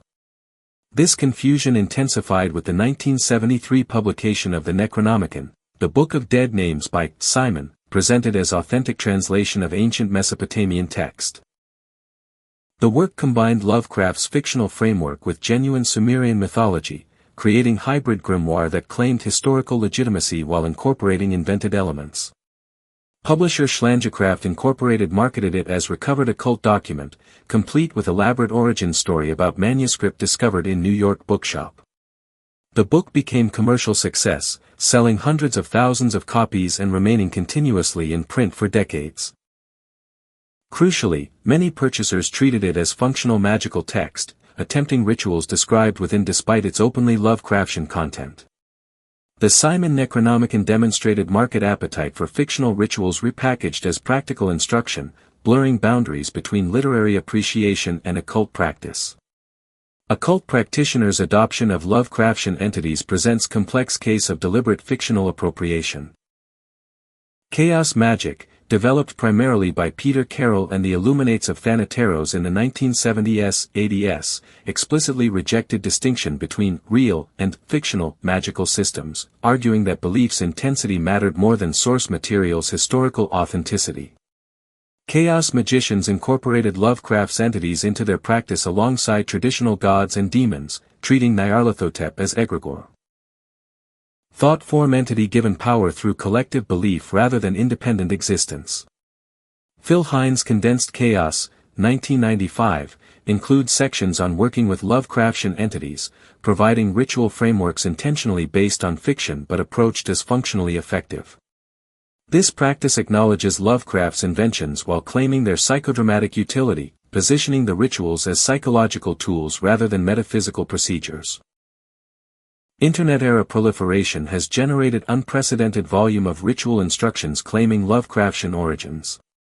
Creepypasta archives contain hundreds of supposed summoning procedures, often framed as found documents or leaked occult society materials. These range from obviously satirical, the Cthulhu summoning ritual requiring pizza and Mountain Dew, to disturbingly earnest attempts at constructing working ceremonies based on story fragments. Subreddits, image boards, and paranormal forums host ongoing discussions about ritual methodology, participants debating proper pronunciation of relia, optimal astronomical conditions for summoning, and whether certain procedures genuinely produced effects. The anonymity and textual nature of online discussion enables performance of belief without commitment.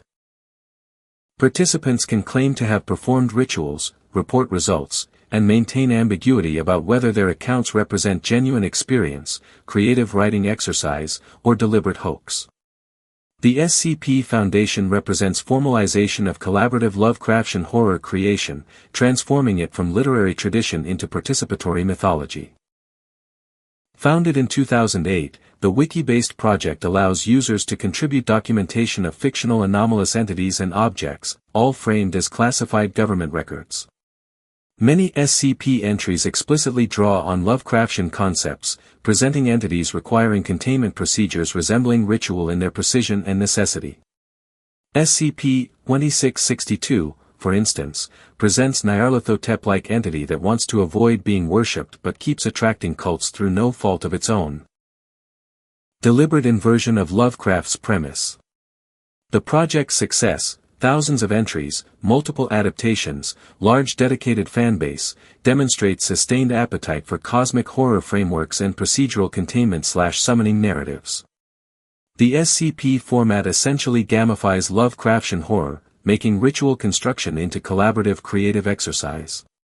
Academic hoaxes and deliberate misinformation campaigns have contributed to ritual lore's proliferation. The Miskatonic University website, originally created as parody but elaborated into extensive fictional academic institution, provides course catalogs, faculty profiles, and research archives, all treating Lovecraft's inventions as legitimate fields of study. Similarly, various individuals have created fake historical documents. Supposed medieval manuscripts referencing Nyarlathotep, fabricated archaeological reports describing temples dedicated to outer gods, manufactured correspondence between historical occultists discussing the Necronomicon. These hoaxes exploit digital documentation's ease of production and circulation, generating evidence that casual researchers might encounter and mistake for legitimate historical material. The phenomenon reveals interesting relationship between acknowledged fiction and functional mythology. Participants simultaneously know Lovecraft invented these entities and treat summoning procedures as potentially effective, maintaining what might be called productive cognitive dissonance. The rituals function culturally not despite but because of their fictional origins. Their lack of historical baggage makes them available for appropriation and modification in ways that established religious or magical traditions resist. A Catholic cannot easily modify the Mass, a chaos magician can freely adapt Nyarlathotep invocations. The fictional foundation becomes liberation rather than limitation, enabling experimentation and personal interpretation that historically grounded traditions would forbid. Film representations of Nyarlathotep rituals have struggled with Lovecraft's resistance to visual adaptation, cosmic horror's effectiveness depending on suggested rather than shown threat. Roger Corman's The Haunted Palace, 1963, ostensibly adapting Poe but actually drawing heavily on The Case of Charles Dexter Ward, presents the most sustained early cinematic ritual sequence. The film shows Joseph Curwen conducting ceremonies in candlelit basement laboratory, combining necromantic incantations with alchemical apparatus, a hybrid of medieval grimoire tradition and mad scientist aesthetics. The ritual's visual presentation, however, undermines cosmic horror's fundamental premise, showing robed figures chanting around pentagrams reduces metaphysical dread to conventional occult imagery. The specific becomes generic, Lovecraft's carefully constructed ambiguity collapsing into recognizable horror film vocabulary. Cast a Deadly Spell, 1991, takes different approach, setting hard-boiled detective story in alternate 1948 Los Angeles where magic functions as accepted technology. Nyarlathotep manifests as ultimate threat, with climactic ritual attempting to summon him through sacrifice combining noir atmosphere with cosmic horror elements. The film treats magic procedurally. Rituals require specific components, follow reproducible steps, and produce consistent results like chemical reactions. This systematic approach mirrors gaming influences on 1990s horror, treating supernatural forces as operating according to discoverable rules. The Nyarlathotep summoning follows logical progression, gather artifacts, perform geometric configurations, speak incantations at proper astronomical moment. The ceremony works, the entity begins manifesting, and only last-minute intervention prevents full materialization. The film thus presents successful ritual, suggesting that procedures function as described when properly executed, interpretation antithetical to Lovecraft's original ambiguity about whether rituals work through genuine supernatural mechanics or psychological conviction. Gaming implementations have most thoroughly codified ritual procedures, requiring mechanical precision impossible in literary or film contexts. The Call of Cthulhu tabletop RPG provides statistical frameworks for summoning ceremonies, spell difficulty ratings, sanity point costs, required time expenditure, failure consequences. Players learn actual procedures, not merely reading about rituals but executing their game mechanical equivalents through dice rolls and decision trees. The game's influence extends beyond immediate players. Call of Cthulhu reached 7 editions across 40 years, exposing hundreds of thousands of participants to systematized Lovecraftian ritual logic.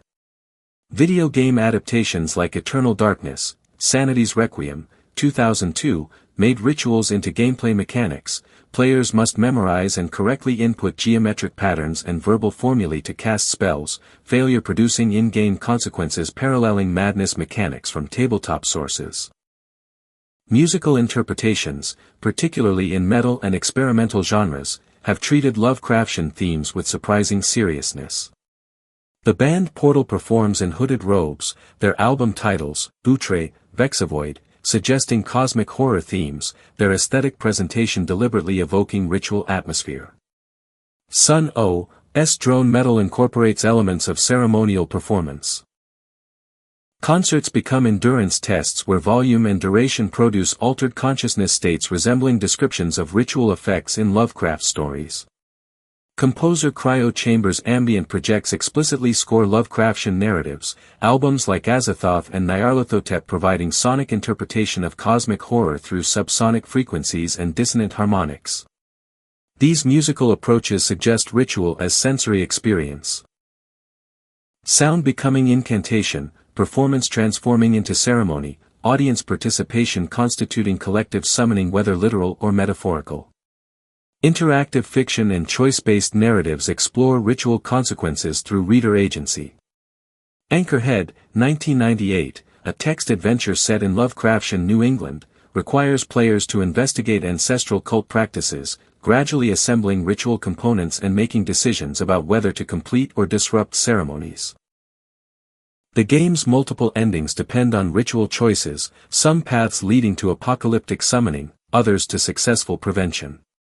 More recent works like Cultist Simulator, 2018, make ritual performance central gameplay loop.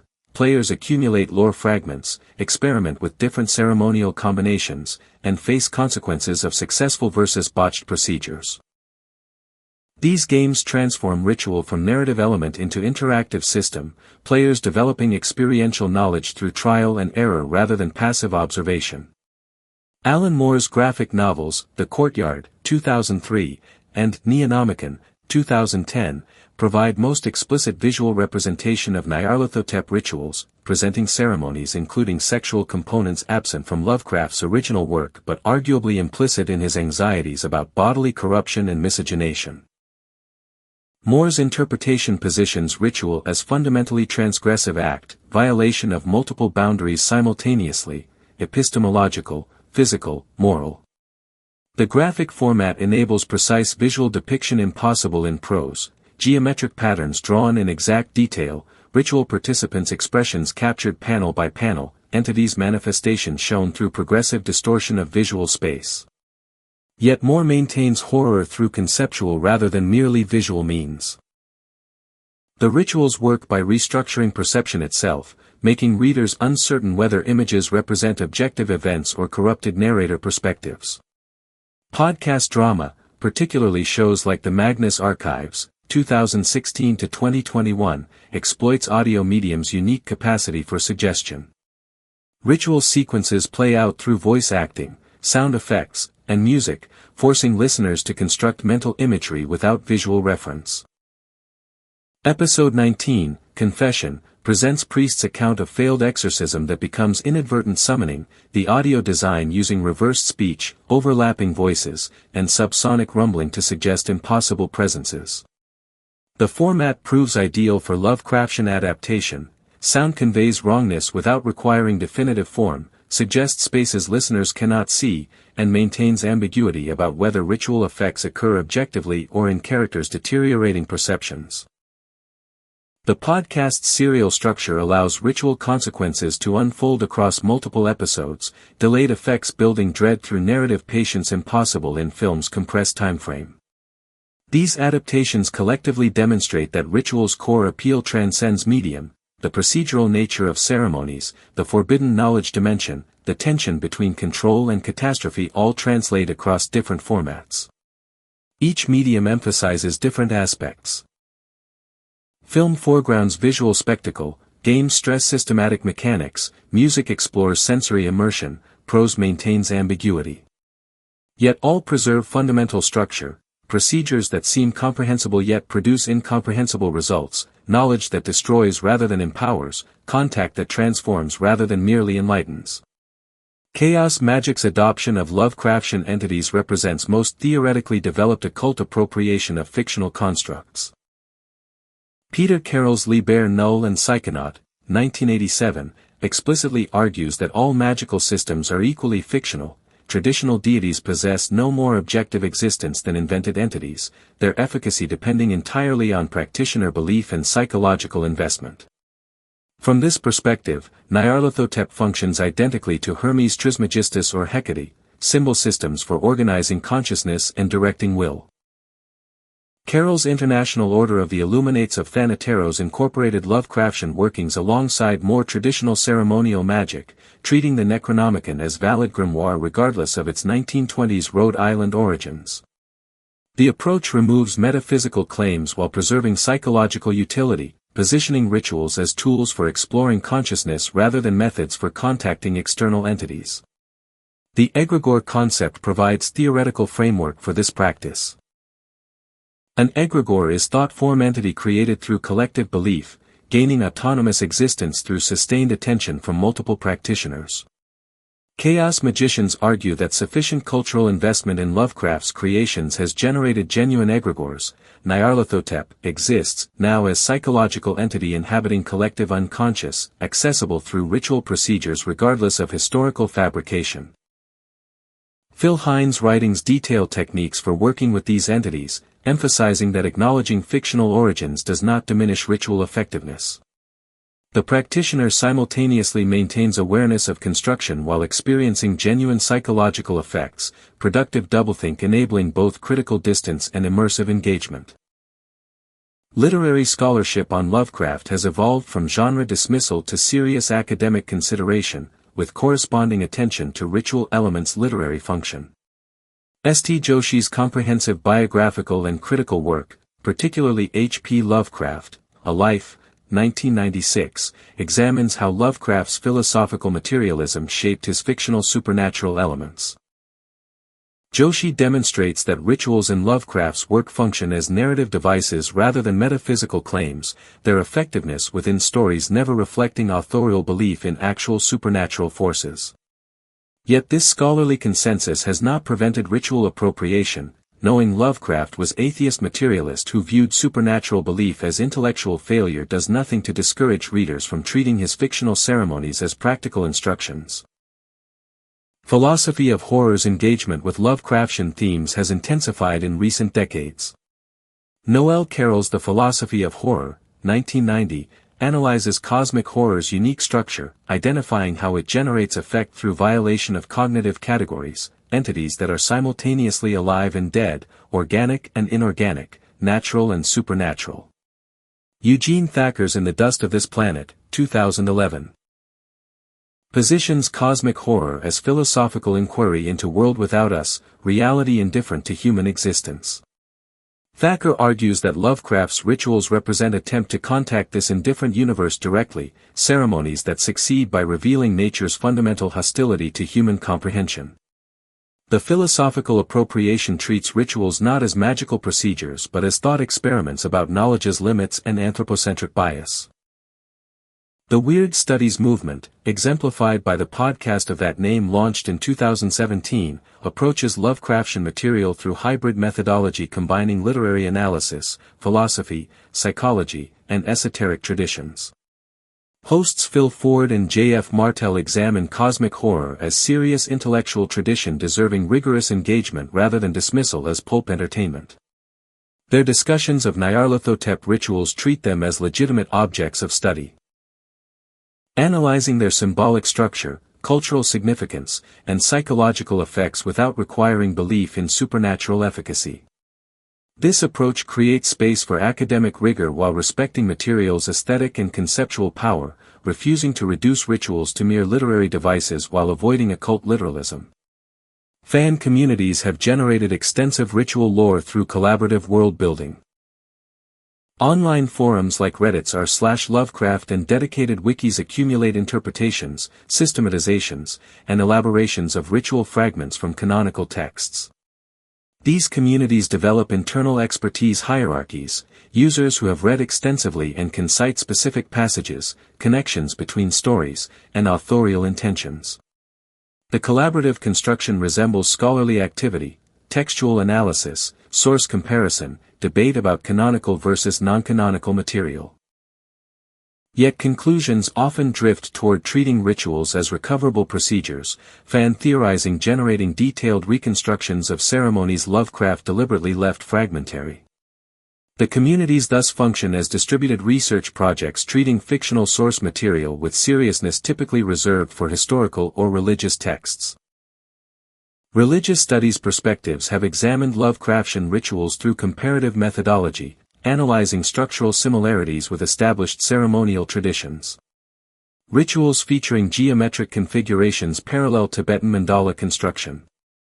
Incantations in unknown languages resemble glossolalia in charismatic Christianity. Astronomical timing requirements mirror astrological traditions across multiple cultures. Sacrifice elements echo ancient Mediterranean and pre-Columbian practices. These structural parallels suggest Lovecraft drew on and synthesized genuine ritual components even while inventing entirely fictional purposes and entities. The analysis reveals how fictional rituals achieve verisimilitude through incorporating recognizable elements from actual traditions, creating hybrid procedures that feel authentic despite novel contents. The post-truth connection has emerged in recent critical discourse, examining how cosmic horror resonates with contemporary epistemic crisis. When institutional authority collapses and competing truth claims proliferate without clear adjudication methods, Lovecraftian themes of knowledge-destroying revelation and reality's fundamental uncertainty gain disturbing relevance. Rituals attempting to contact Nyarlathotep parallel contemporary information seeking in algorithmically mediated environments, procedures promising revelation that instead produce disorientation, confusion, and inability to distinguish signal from noise.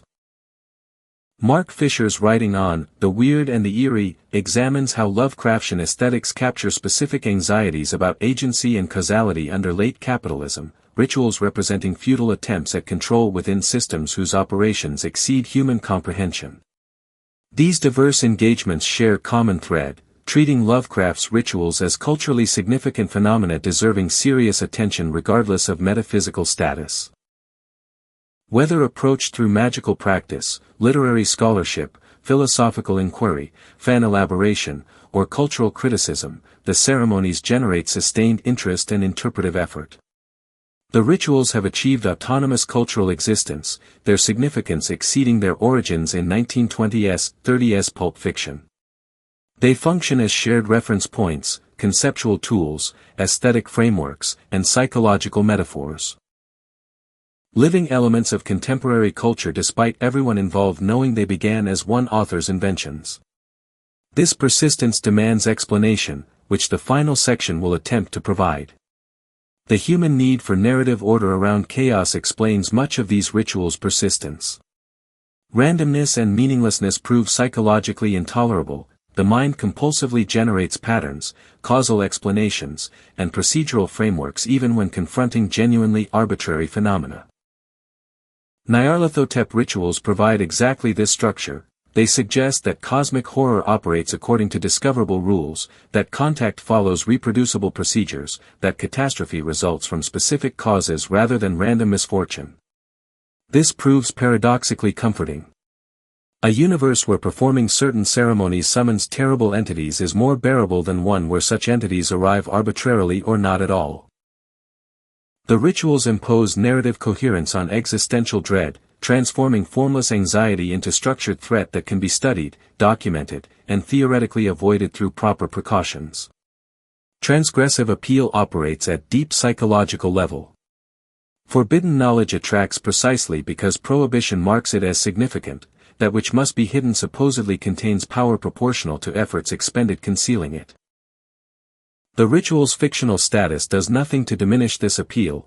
If anything, their acknowledged invention enables greater transgression since experimenting with them violates no actual religious or magical taboos. The practitioner can explore darkness without committing genuine sacrilege, maintain ironic distance while experiencing authentic psychological effects. This creates ideal conditions for what might be called recreational transgression. The thrill of breaking rules without actual consequences, though the line between recreational and genuine often blurs during sustained engagement. The cursed media phenomenon demonstrates rituals' migration into digital folklore. Creepypastas like The Russian Sleep Experiment or various cursed video game narratives follow Lovecraftian template, forbidden procedure, viewing certain content, performing specific actions, produces irreversible psychological contamination. These stories claim ritual origins, the sleep experiment supposedly based on Soviet occult research, cursed games allegedly incorporating ritual elements into their code.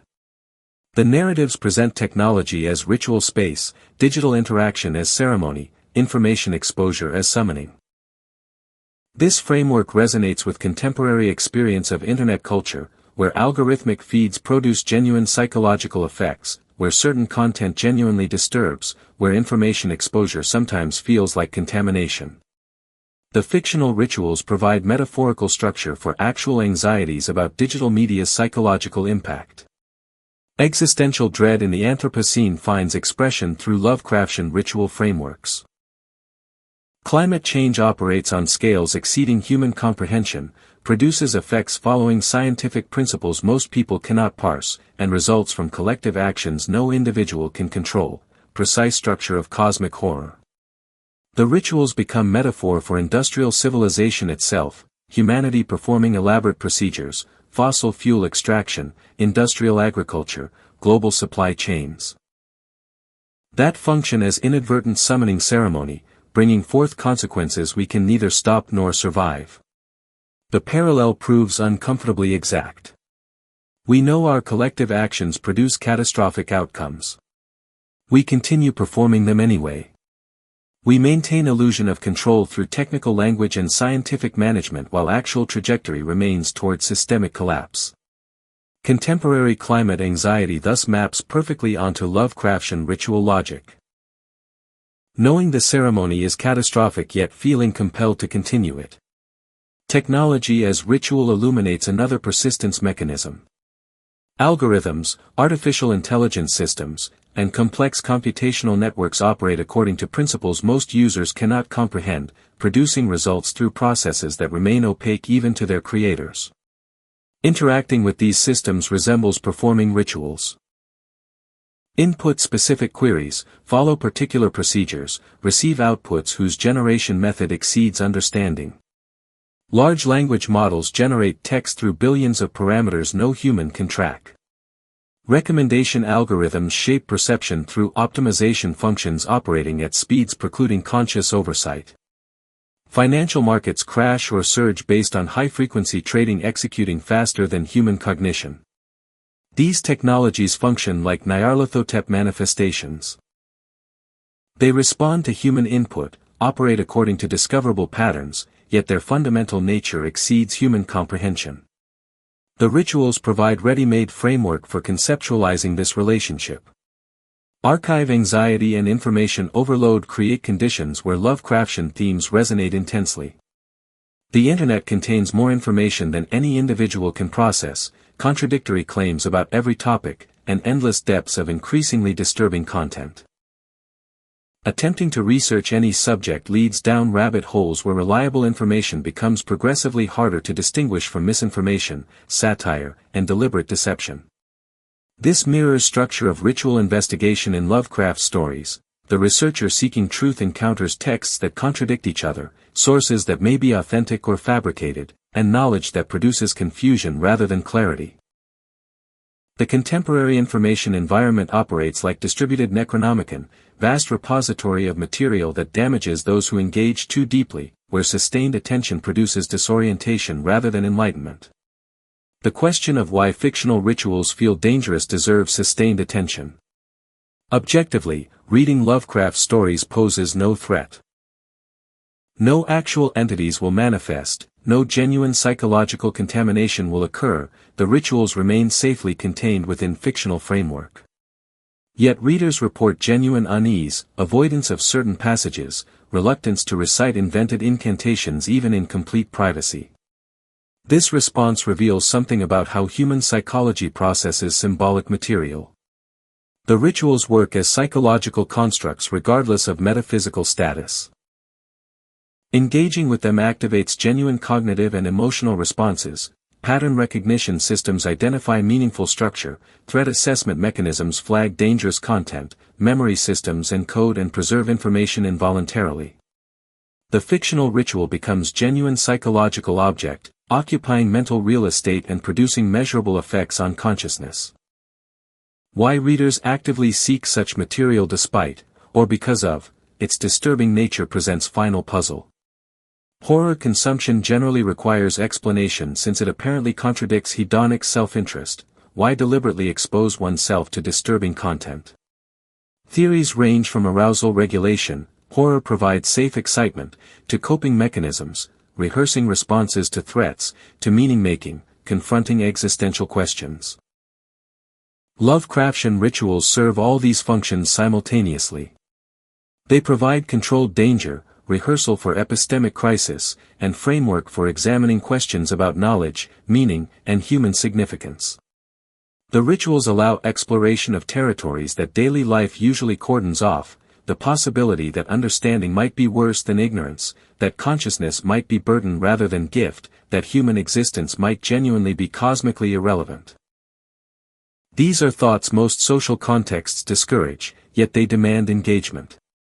The rituals provide socially acceptable container for dwelling on otherwise forbidden philosophical territory.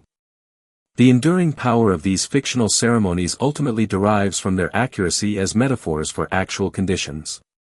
We do perform procedures whose consequences we cannot fully predict. We do pursue knowledge that produces anxiety rather than comfort. We do participate in systems we cannot comprehend or control. We do face potential catastrophes of our own making. The rituals simply make these patterns explicit, providing narrative structure for experiences that otherwise resist coherent framing. They persist because they remain useful, not as magical procedures but as conceptual tools for thinking about contemporary experience. Lovecraft invented rituals for contacting Nyarlathotep in 1920s Providence. We continue using them because they help articulate 21st-century anxieties that lack other adequate vocabulary. The fiction remains fictional, yet it captures something true about the human condition in late modernity, our predicament of possessing just enough understanding to recognize our incomprehension, just enough agency to feel responsible for outcomes we cannot prevent. The rituals for contacting cosmic indifference have become rituals we perform daily through simply existing in the worlds we have built. We are all summoners now, whether we acknowledge it or not.